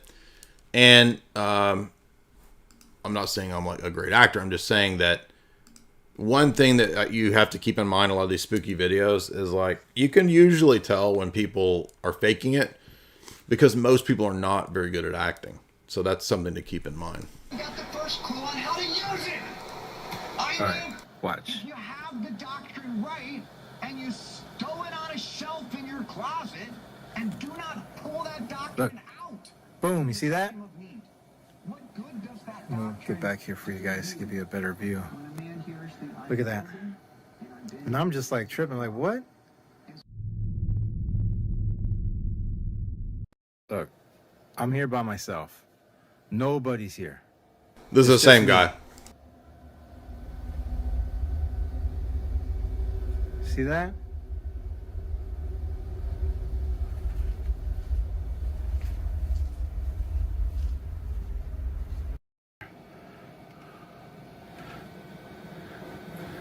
Look, you see that?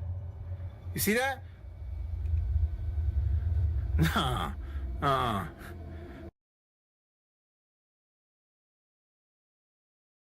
Yeah, this one's interesting. I mean, I could give this one some props because he does seem like he really is a night manager guy or stalker guy, and it does seem like he's there alone. I mean, him and his buddy could just be faking stuff for fun, I guess. But I mean, there's not a whole lot of mileage you get out of these. Even if you get one of these to go viral, I don't know what you make on TikTok, but it's not like you're going to make a career out of one stupid ghost video, right? So there's not a whole lot of incentive to fake these other than to just say to your friends, oh, I made a viral fake ghost video, which there's some people doing that. But this one is interesting. I give this guy some props. I mean, did he have fishing line and his buddies over here pulling a hair maybe? Or is this really... I mean, I guess that's possible. No.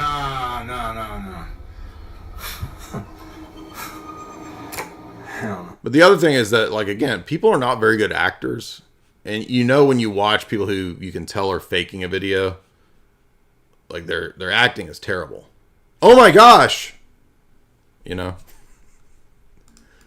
What is that? Oh my gosh! Whoa! What is that? Right? It's like, it's crappy like that, right?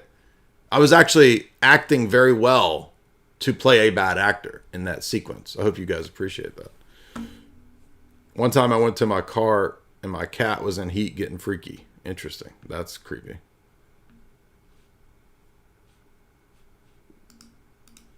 There are usually at least 2 stock guys. Yeah, that's a good point. It doesn't seem like, but this is, I don't think this is a Target. It's like some kind of off-brand place. It could be a Target. It looks kind of, it looks like a step down from a Target though. But yeah, if it's like a Target, it doesn't seem like they would have one stock guy. There would be at least a couple people there. I love Monday.com. What's Monday.com? You don't know Monday.com? This is Monday.com. At around 3 in the morning, a truck driver is heading northbound on the I-57 when suddenly he begins to panic. Something had just appeared in his field of vision, and whatever it was, it made him feel terribly disturbed. The person driving is known as Ken McGill, and throughout all his road trips and delivering goods, nothing as unsettling as this has ever occurred. Not sure what he saw, he pulls to the side of the road and reviews the footage captured by his dash cam. Now, I have to say, I do like the dash cam road creepy videos. These are actually pretty fun. Most of these are pretty cool. Looking at the video, he was glad to have pulled over far away from what he'd seen. This is what he caught. You can go meet up with him and see if she can get him to confess. And it's a tough decision, I'm sure, but Amy ultimately agrees. She wears the wire. But John and she... Out of nowhere, a person dressed in white appears close by. They almost seem to come out of nowhere before leaving out of sight. It happens quickly, but not so fast that it's overlooked. Ken is no doubt thankful that he caught this, but he's also completely terrified. And for good reason. Only a day later after posting this video, an accident had occurred at this exact spot. Reports indicate that those involved in the accident saw a lady dressed in white in the middle of the road, causing them to swerve their car to avoid hitting her. However, when interstate police looked at security footage that caught the event, they only saw the car swerving and crashing, but not the lady they claimed to have seen. It appears that they swerved for no apparent reason. While those in the accident swear that they saw a woman, Ken believes that something supernatural had appeared. Whether ghost or not, this whole incident continues to baffle him. That one was pretty good. I'm impressed. That one was, yeah, that could be a roadside ghost. I'll take it. See what I mean? But Bizarre Bob's pretty good at this. Walked off from access. So, one night, Shanae decides to enter this room. Uh-oh, Shanae. She gained access by... Shanae, don't even go in that door. Girl, what are you doing? No. To open it for her. But little did she know, this was a bad idea. Watch. Are y'all getting spooked? So everybody wants to see... What? Shanae is a white girl? What? This whole time. I was thrown for a loop. Behind the door, so I'm back and I'm going to show you what's finally... Take your mask off. It ain't coof time. Alright, so one more time. This is everything that's wrote on the door, behind this door. In this written on the door. Unlocked, so I'm going to go inside. Let's go. Why do hotel or hospitals have like do not go into this, scary wing of the hospital? No hospital should have like a scary wing, but all of them do. It's like they all have like, oh, that's the haunted wing, don't go in there. Why does it fix it up? Why does the hospital gotta have a haunted wing? Oh, that's where we did all of our MK Ultra projects on that wing. It's all dilapidated. Don't go in there. That's where the doctors are freaking doing their serial killer experiments. That's where Dr. Giggles is, dude. Come on.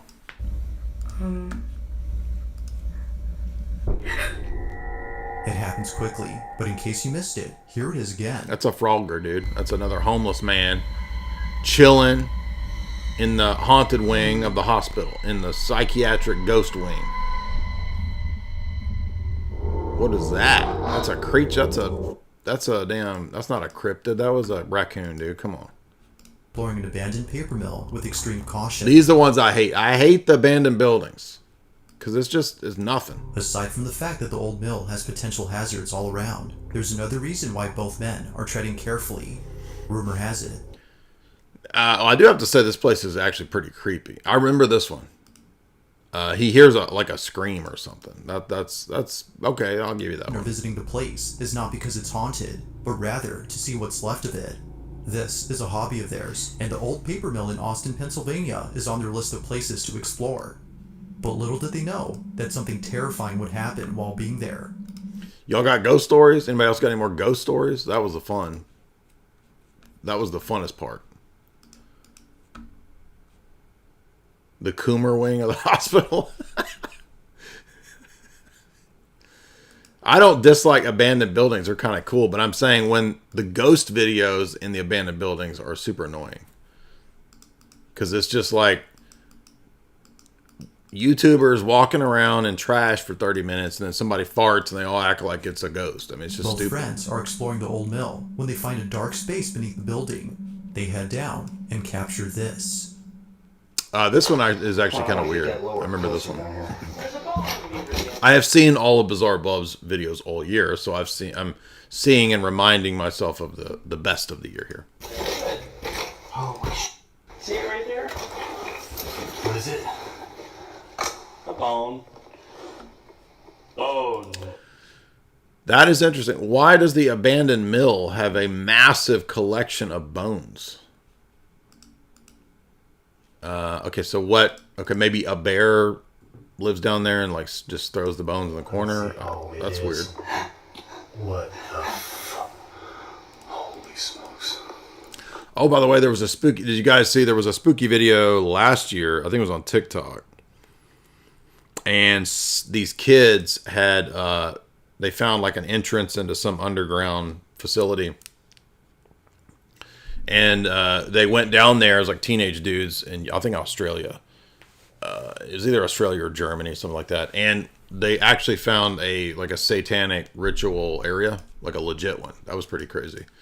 I need to find that one. That was a pretty good one. I want to find the Latin South American weird thing that was on the news clip. I got to find that one, and I got to find that satanic ritual place that those kids found underground. That was legit creepy.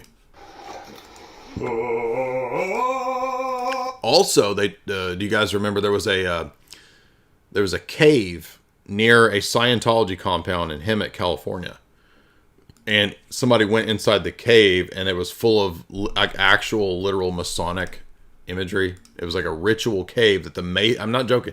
The Masons had dedicated this cave. It just happens to be right next to the giant Scientology compound in Hemet. And supposedly, I saw the video because Jamie sent it to me. I think that video, we could look and see if we can find it, but they might have scrubbed that video. Some of these videos do, I think, get scrubbed because over the years, I remember them. I have a really good memory.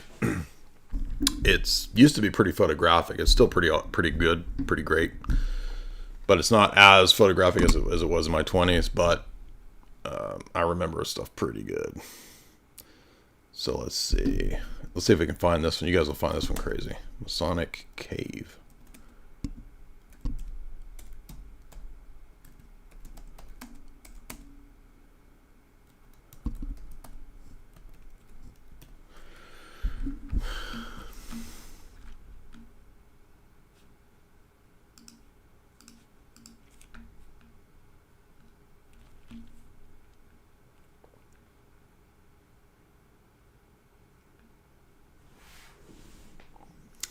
Interesting. So no, it is not this thing that you see here. This was actually something that was kind of hidden that somebody found.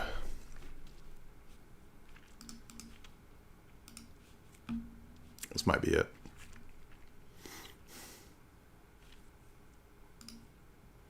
I found a secret Mason cave.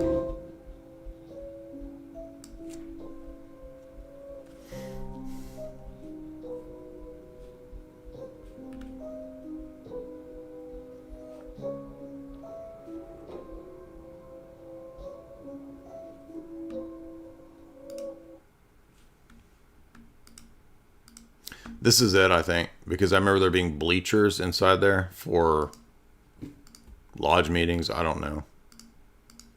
But that is pretty weird. I think this is it. Let me see if this is the one.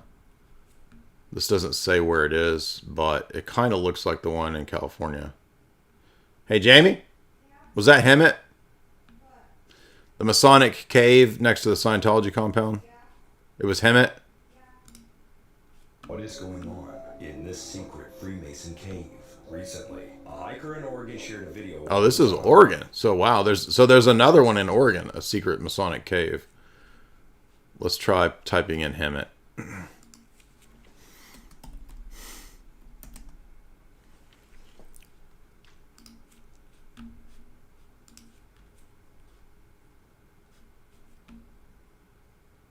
Oh wow. No, so that video is scrubbed. Let's try this. No. Maybe I should take Scientology out.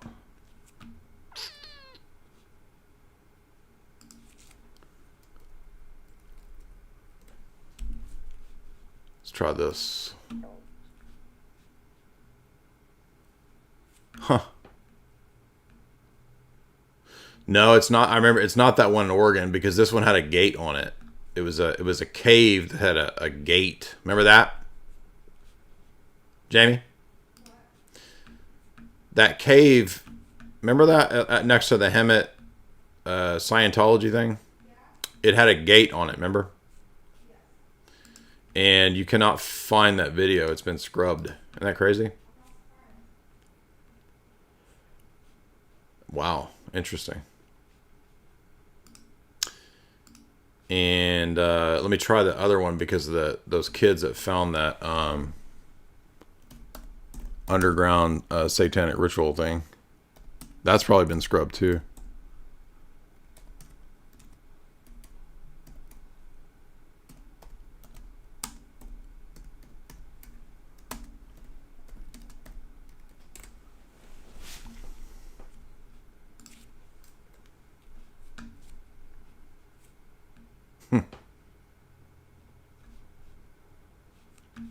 This might be it.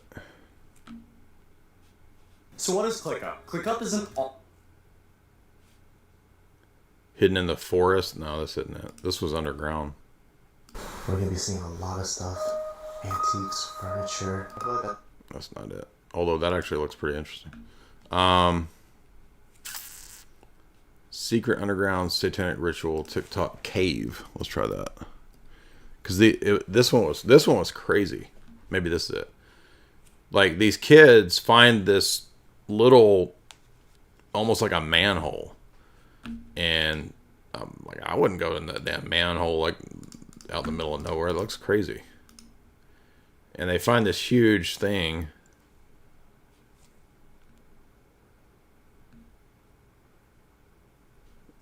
Is this it? No, that's not it. So yeah, I can't find that one either, but it was somewhere like Australia maybe. So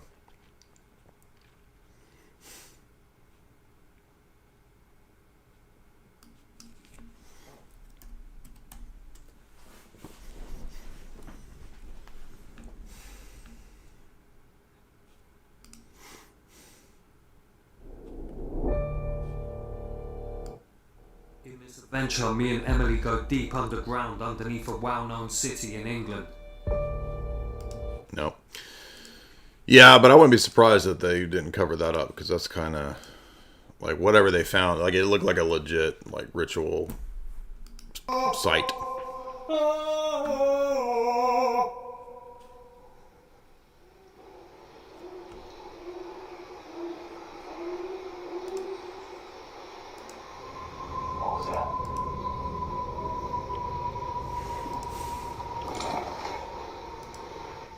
Hello?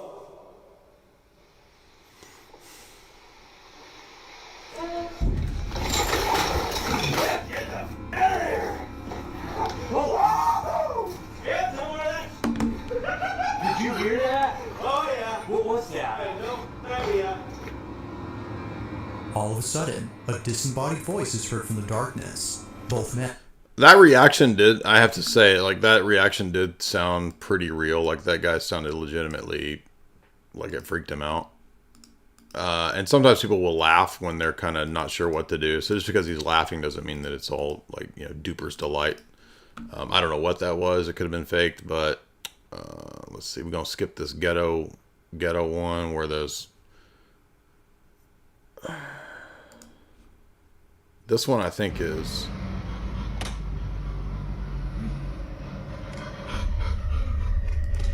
This one is really stupid. I think this is just something reflecting on a window back and forth. I mean, what are you supposed to think? Somebody, like, ghosts are just running laps in a room at, like, 50 miles an hour? Like, this one's really dumb. Like, obviously that's something, like, you know, reflecting.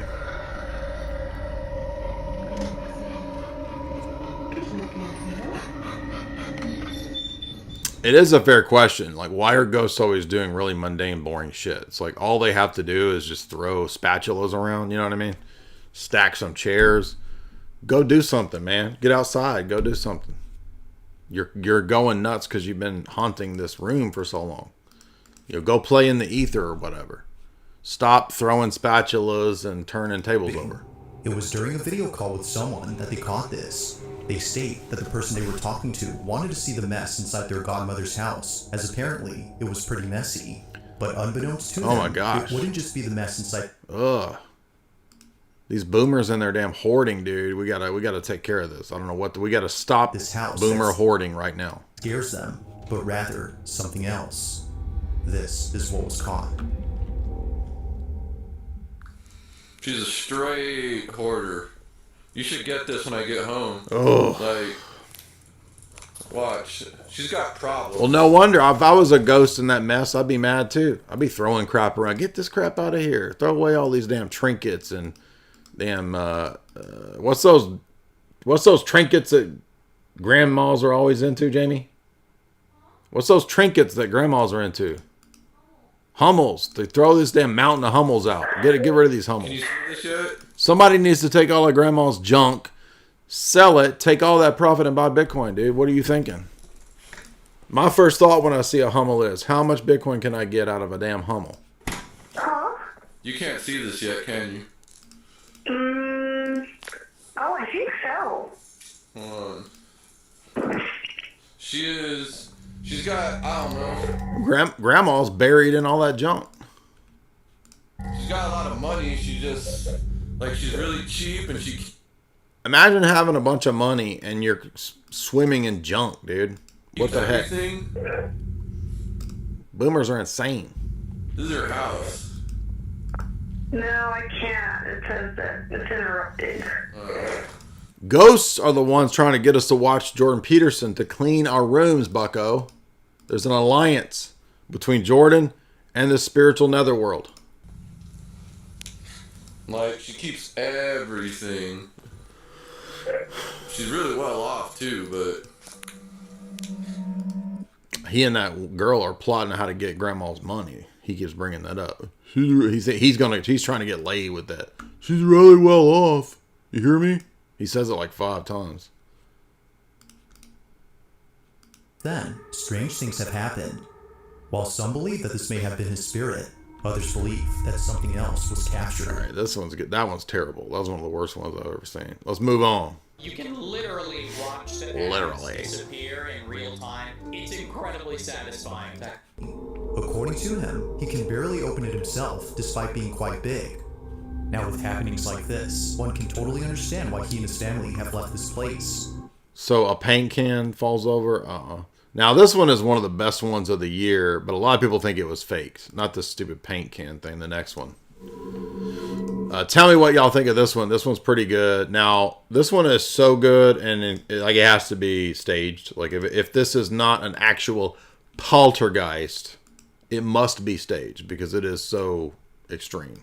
On the night of March 5th of 2024, a young girl is wide awake at a time when she should be asleep. Despite being past her bedtime, this doesn't stop her from playing with her toys. Throughout the night, she remains awake while keeping herself engaged in imaginary play. But little does she know, something unexpected would interrupt playtime. According to the child's mother. Also, this mom does not seem like she's acting either. Now, unless the whole thing is all crafted acting and staged, like, I don't know, like she's married to some Hollywood producer or something, and this is a film project, which there are a couple of these have actually been pinned down as film projects. The one with the creepy life-size child dolls, that was a film project. I don't know. This one doesn't come off as that, but it could be. The family has been on edge ever since watching the footage recorded on their daughter's security camera.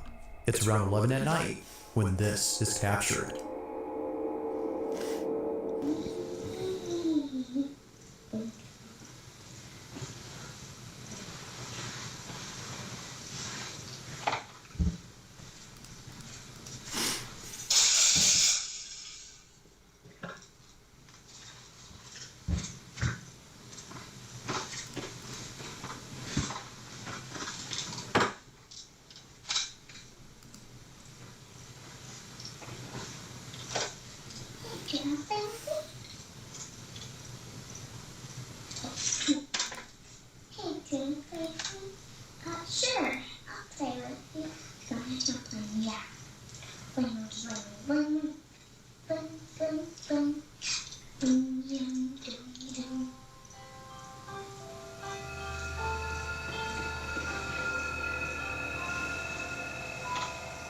So one of her toys kind of goes off underneath the bed, and this is where it gets crazy.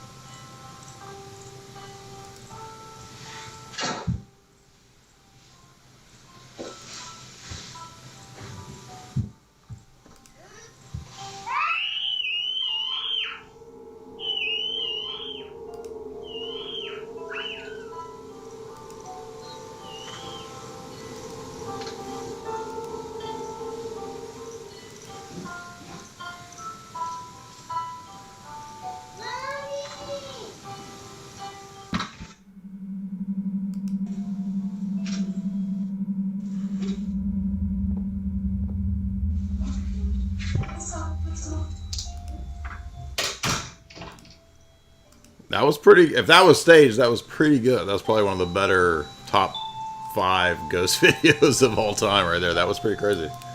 But this woman doesn't come off as, I mean, the whole vibe of this is like legit middle-class mom. Like, it doesn't come off as super con woman, you know what I mean?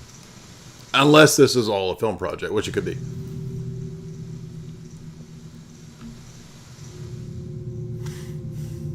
It's no wonder that the mother has kept her daughter away from this room, from a toy lighting up on its own and strangely playing the same song the child hums, to seeing her getting dragged. Only a few days later, she does this. So I've been getting a lot of questions. People have been asking me, have you been in the room? Have you guys looked in? See, she sounds like just a normie mom. She doesn't sound like an actress to me. The bed? No, we haven't. We haven't been in the room the last 2 days. We've been a little scared.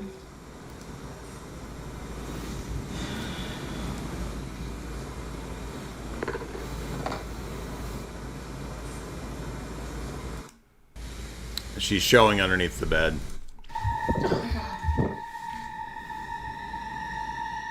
As if checking under the bed wasn't already scary enough, she captures this, a creepy-looking doll hidden below the mattress. She continues to record when suddenly the doll begins to move. Now it's a bit hard to see at first, but after looking again, its head can be seen shifting ever so slightly. It's as if it knows it's being seen. Immensely terrified, the mother bolts out of the room in a panic frenzy. Naturally, she's kept the room locked ever since then. What do y'all think of that one? That was pretty good. That was a pretty... I mean, if she's acting, she's doing pretty good. She comes off as a 100% authentic normie mom. And the other thing, too, is that it's really hard to get kids to act, especially if they're that young. The girl was upset. I mean, she was screaming. I don't know what you're saying, that the kid wasn't upset enough. I think she was. She seemed to be... She ran out of the room.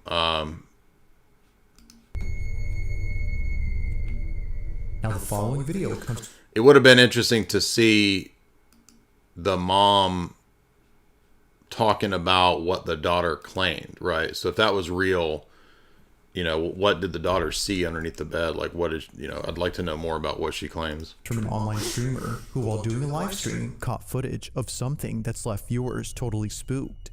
It was more than a few years ago when this happened, but even to this day, this clip remains baffling. Now the clip itself comes from a live stream in which Ari, the online streamer, was getting groceries for the week.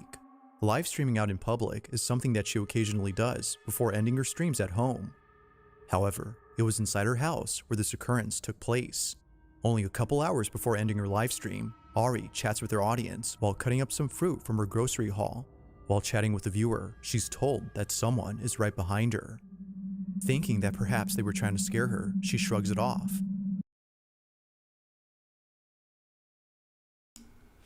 It's not that easy to fake something on a live stream. I mean, it's possible, but that seems less likely. So this is going to be interesting. But as the stream continues, something happens that scares the living daylights out of her audience.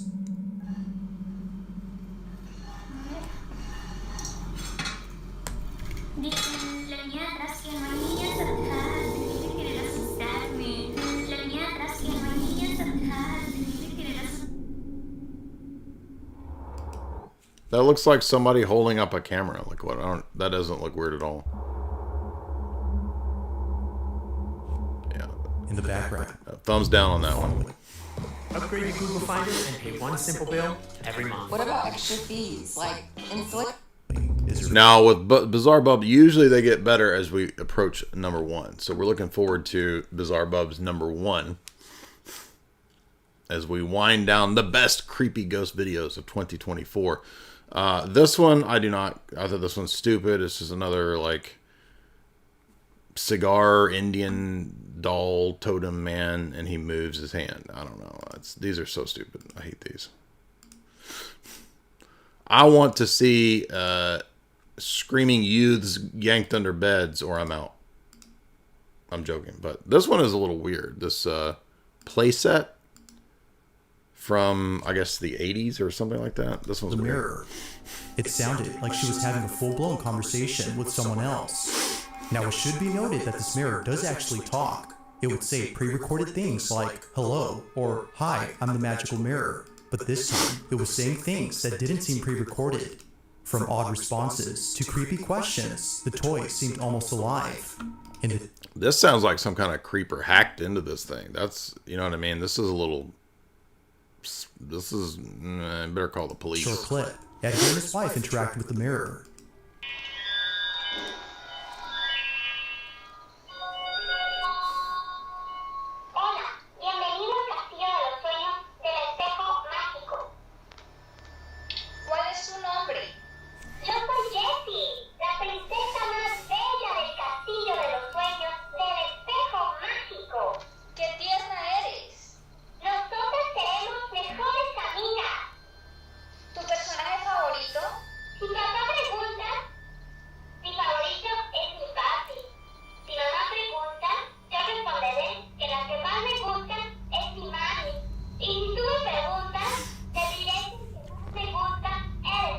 That's weird. Now viewers couldn't help but notice how quickly the toy responds. According to some, it seemed a little too fast for an average toy like itself. Some have even pointed out that it shouldn't be speaking, as they themselves have this exact toy, but theirs doesn't talk or say anything like Edgar's. It's for this reason that the family decided to store the toy inside their shed. Over time, That's though, weird. Edgar's children would come in and mess with the toy. From scrapping it to beating it up, a number has been done to this mirror. Because of this, Edgar had to replace some parts, but nevertheless, the toy still works. In this short clip, he shows the toy once again, as viewers want to see if it gives the same responses as last time. But as he films, he gets this.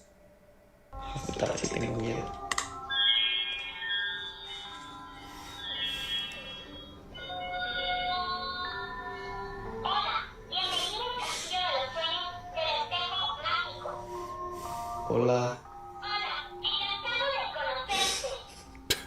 Gracias, amigo. This Mexican dude's having fun with it. He's like, hey, what you doing later tonight? No, no tengo fiesta. ¿Tú tienes? Ay, vas y chingas a tu madre. Just like before, the toy talks back at the right time, as though responding like a real person. The fact that it also says responses different from before has convinced the family that it's unlike any other toy. They think that it might be cursed or haunted. Whatever the case might be, they don't want to mess with it and think it's best if they keep it away from their home. I don't know. Are there haunted toys? What do you guys think about that? Are you a haunted toy believer? Have you taken the haunted toy pill? Or are you a haunted toy debunker? As the mother takes this video to show others what usually happens, this is captured. Empty rocking chairs. Not the most exciting ghost videos. Let's see. Look, you guys, it rocks, but then it stops on its own when I come outside. Let's see if I could get it on camera. There's like no wind. That's... I know, Blue, someone's there, huh? I know, I don't know why it does that. It does it every time, you guys. This is the third time. I can't believe I caught it on camera. Sick on Blue. Creepy, right? Katie, I guess I do have a ghost bit. Get him, Blue. I'm shutting the door. As many have stated, if it wasn't for the dog's reaction, this wouldn't have been as strange. Clearly, something had set off the dog. The chair I don't know about by that a one. relative. Ghosts seem to want to play with babies a lot, though. I know that much. There must not be a lot going on in the ghost dimension, because they're always talking to kids, messing with babies, or throwing spatulas. There's just not a lot going on in the ghost realm. The whole incident. Take a look.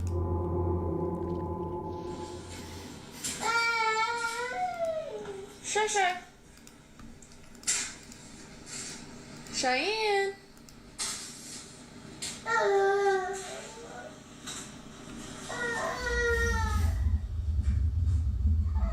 Cheyenne.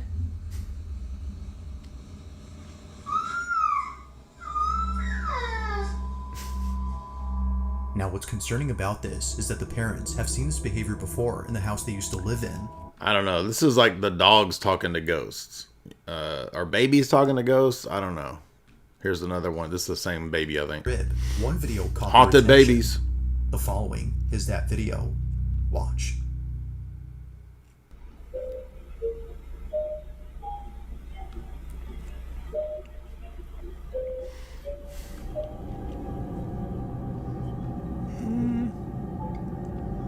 Unless that was the family puppy dog or something. That was pretty creepy. What is that?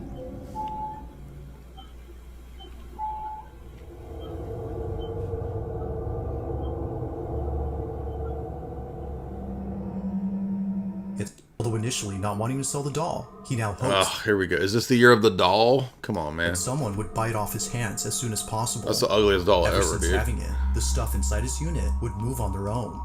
Now, noise complaints would often be made by employees who accuse the man of living in his storage. But after setting up a camera to show that it's the stuff inside being thrown around, he captures this. Haunted storage unit.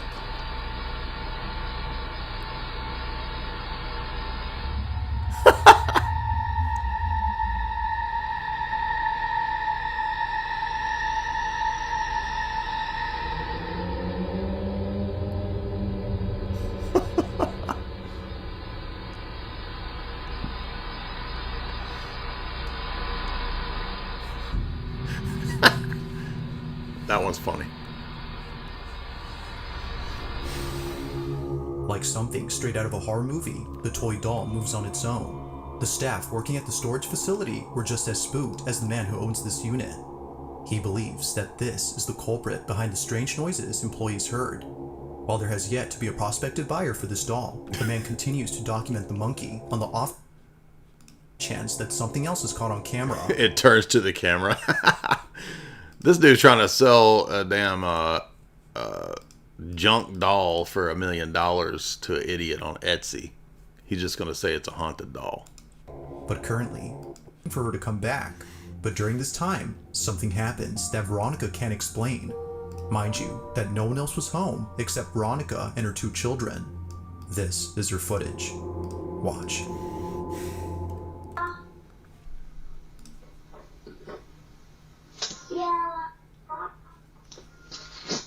Be careful.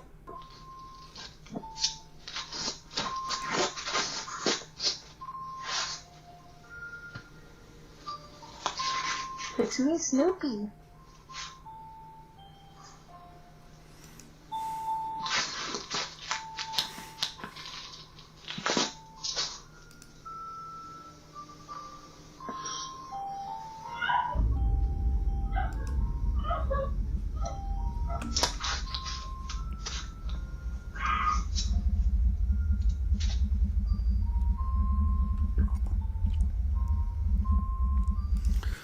I think that was somebody in the neighborhood or running by, between the houses screaming or something. Because I've seen this one. That doesn't seem that supernatural to me. Or deprived of any tenants, her dog Dutch would always stare at the shed. There hasn't been a time when Dutch would not look at the space. Whenever she does, it's with complete focus. As Kiki states, she's always locked. Single mom ghost life. Get him, Blue. In, looking at something that doesn't appear to be there. Now Kiki definitely finds this strange, but it never occurred to her that something spooky would ever happen until recently. On a certain day, while playing with her dog out in the back, the door to the shed suddenly flings open. Terrified beyond belief, she cautiously walks over and records this video. Take a look. That was hella weird. All the single moms was haunted, dude. Haunted single moms, bro. That door just opened by itself. Haunted single dog mom. And it's actually hard to get in. Why did, baby, what? Why did you just jump like that? Okay, I think the wind blew that door open. She's freaking out. Approaches the shed. If no one is there, then what is? It doesn't seem obvious, but one thing that many viewers have pointed out, which freaked out Kiki upon realizing, is the fact that Dutch is looking past the door's height. Whatever is there, according to... Alright, that one was weak, dude. Come on. Now, this is number one, Bizarre Bub. And that mom with the daughter being grabbed under the bed's the best one so far. So this better be pretty good for number one of the most spookiest videos of 2024. Just heard noises coming from one of the stalls, but each one is empty. A bathroom video. Oh my gosh. So, as an attempt to get this on camera, he begins to record and captures this. No, te quiero que vean. Estoy ahorita en el baño de la universidad. Pero el pedo ahorita es que acabo de terminar de hacer el baño. Y pues estaba todo normal. Pero ahorita están ruidos raros. Y se está tocando la puerta, pero quiero que vean que pues no hay nada. Vean, ahí está mi reflejo, pero vean de este lado, pues aquí no hay nada, vean. Acá tampoco, vean. Aquí tampoco hay nada. Watch out for them Mexican bathrooms. Y acá el lugar es bastante pequeño y está mi reflejo. Pero no, voy. ¿Escucharon?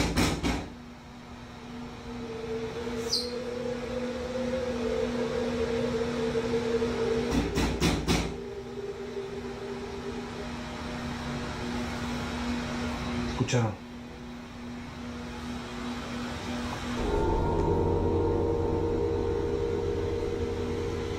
Y no hay nada. I don't know. As if it wasn't already startling to hear the banging noises, we see this. Did you see that there's supposed to be like an eye looking out between the stall? A face suddenly appearing in a stall that was clearly empty. It happens quickly, but not so fast that we miss it. Only do we realize what was seen until after it happens. That's that ghost girl from Harry Potter that's always hanging out in the bathroom. Remember her? What's her name? Jamie? Myrtle, dude. That's what happened with That's Mexican Myrtle from Harry Potter. It was only after reviewing the footage that he noticed the face. Just like viewers, Mexi he was Myrtle. left terrified by what was caught behind the door. Like something out of a nightmare, a pale face with wide open eyes just disappears without a trace. Now Axel hasn't said much or given updates on this occurrence, but with or without further context, the video itself is still pretty terrifying. I mean, I think he faked it, but not bad. We got some more super chats. I'll read these and then we'll call it a night. Hope you guys had fun with our kind of wacky out there stream. We did some beautiful music at the beginning. And then we got into the metaphysical. California Prepper, $1. Here's a new idea. American Awards Association gives medals to American citizen mothers who have 3 or more children that have the same father. Who's in? They should incentivize. That's actually a good idea. Incentivize staying together.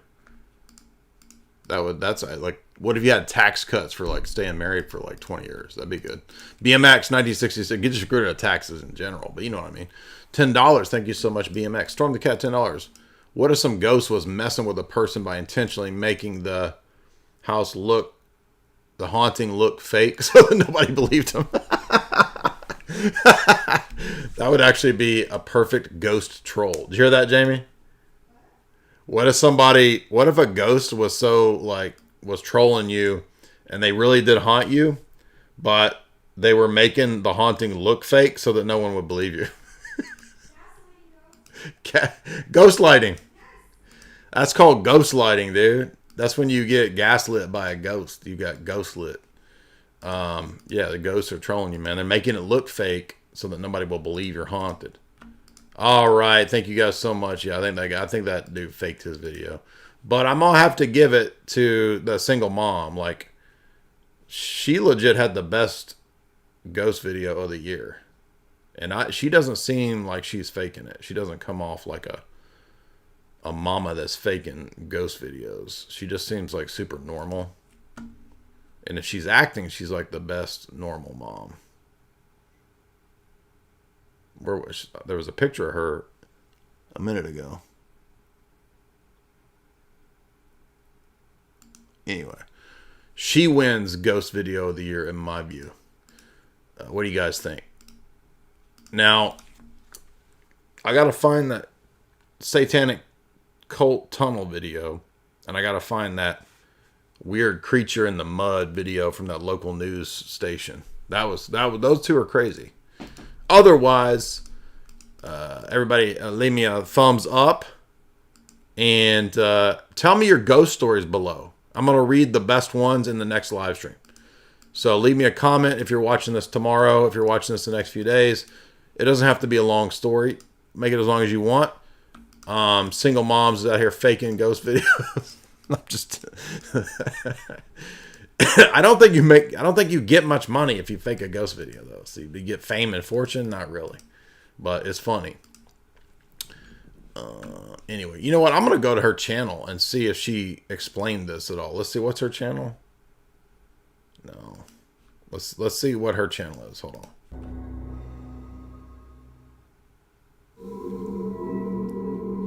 On the night of March 5th of 2024, a young girl is wide awake at a time when she should be asleep. Despite being past her bedtime, this doesn't stop her from playing with her toys.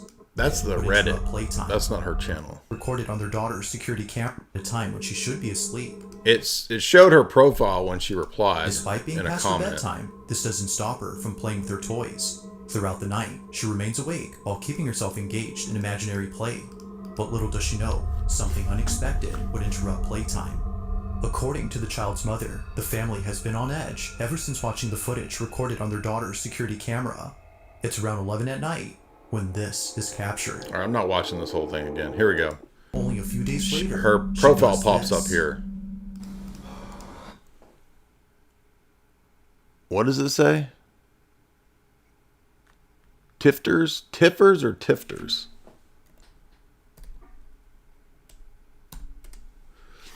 Let's see if she commented on her ghost video.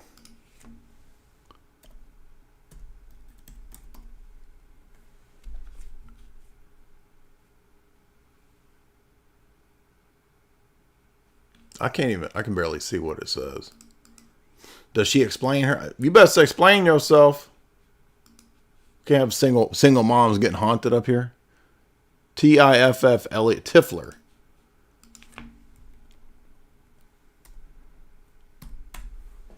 We have to do some exorcisms on the single moms out here. Is that her? That kind of looks like her. No, that's not her.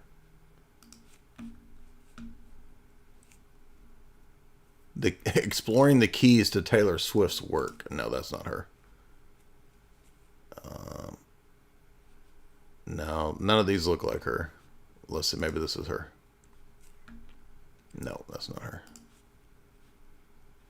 I don't know. I can't find her, but maybe somebody else who keeps up with this bunch of nonsense could figure it out.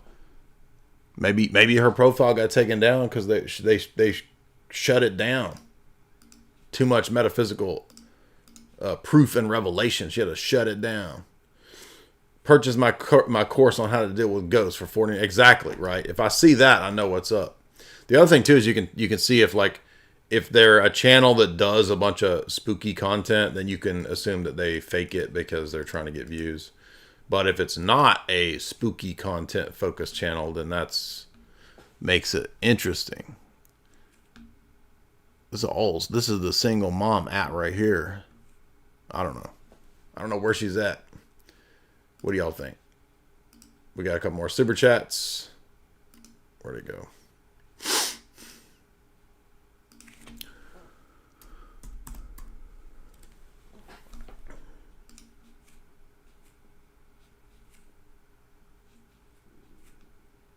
I'm not hating on single moms. It's just jokes. Take it easy. Everybody relax. I'm just making dumb jokes. Chill to the next episode. Let's see. Guava sends $10 with a question mark. Are you wondering what we're doing? We're covering bad music, weird vibes, and creepy ghost videos. What do you mean? A real goblin sends $13. Neener, you're my favorite streamer. Okay, I'll take that. David B sends $1. Here's the cave clip. Oh, okay. So he found the Masonic cave. Let's try that one. Now, hold on. I better test it out because there's no telling what link he sent. He might have sent a bunch of butts or something before we pull it up on. So you're not going to get me with that trick. That trick ain't going to work over here, dude. Oh, man.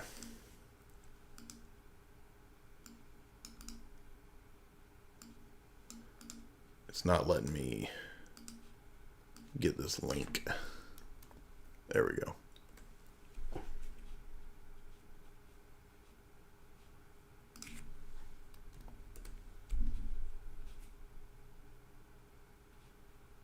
Okay, he did send a real link. At least he didn't send me a bunch of butts. Unless it's a video that turns into butts. That does kind of look like that same cave. Does it have the Masonic? Yeah, I think that is that same cave. Oh, wait a minute. This has a gate, though. So maybe, no, that other one was Oregon. So it's not the same cave. So yeah, check this out.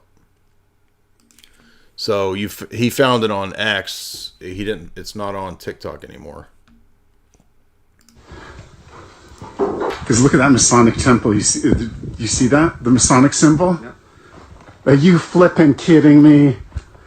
Look at this. Masonic. And now keep in mind, this is supposed to be right near the Scientology giant compound in Hemet, California. Gosh darn it. We may not be going much further, but what the heck is this? Now, tell me that's not sus. Come on, dude. A giant, weird, hidden Masonic cave? Come on, that's sus, dude.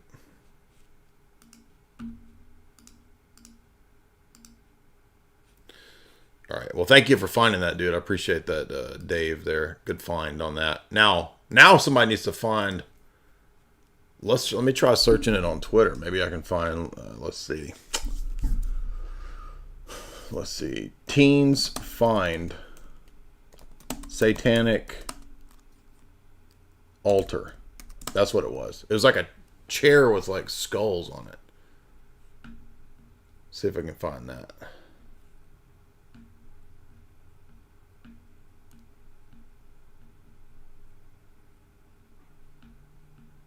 This is pulling up a bunch of lame Church of Satan crap. This is not what I'm looking for. No, let's try teens find satanic altar underground. I should have saved that video when I first saw it. You know what? I remember. So there's a dude that does spooky videos, and he covers TikToks. And I think he's the one that covered it. This would be about 3, 4, 5 months ago. What is that guy's name? He's a pretty funny guy. Let me find him.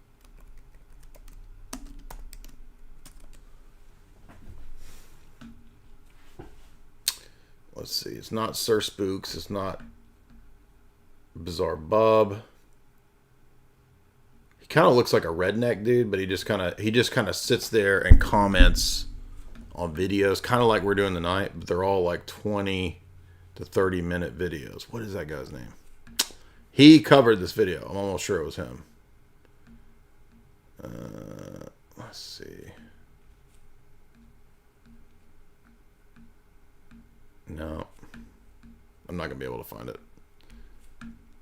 We have a pretty adept audience when it comes to finding stuff, though. I have to say, like, you guys are pretty masterful when it comes to finding this stuff. I should have subscribed to that dude, but I can't remember his name.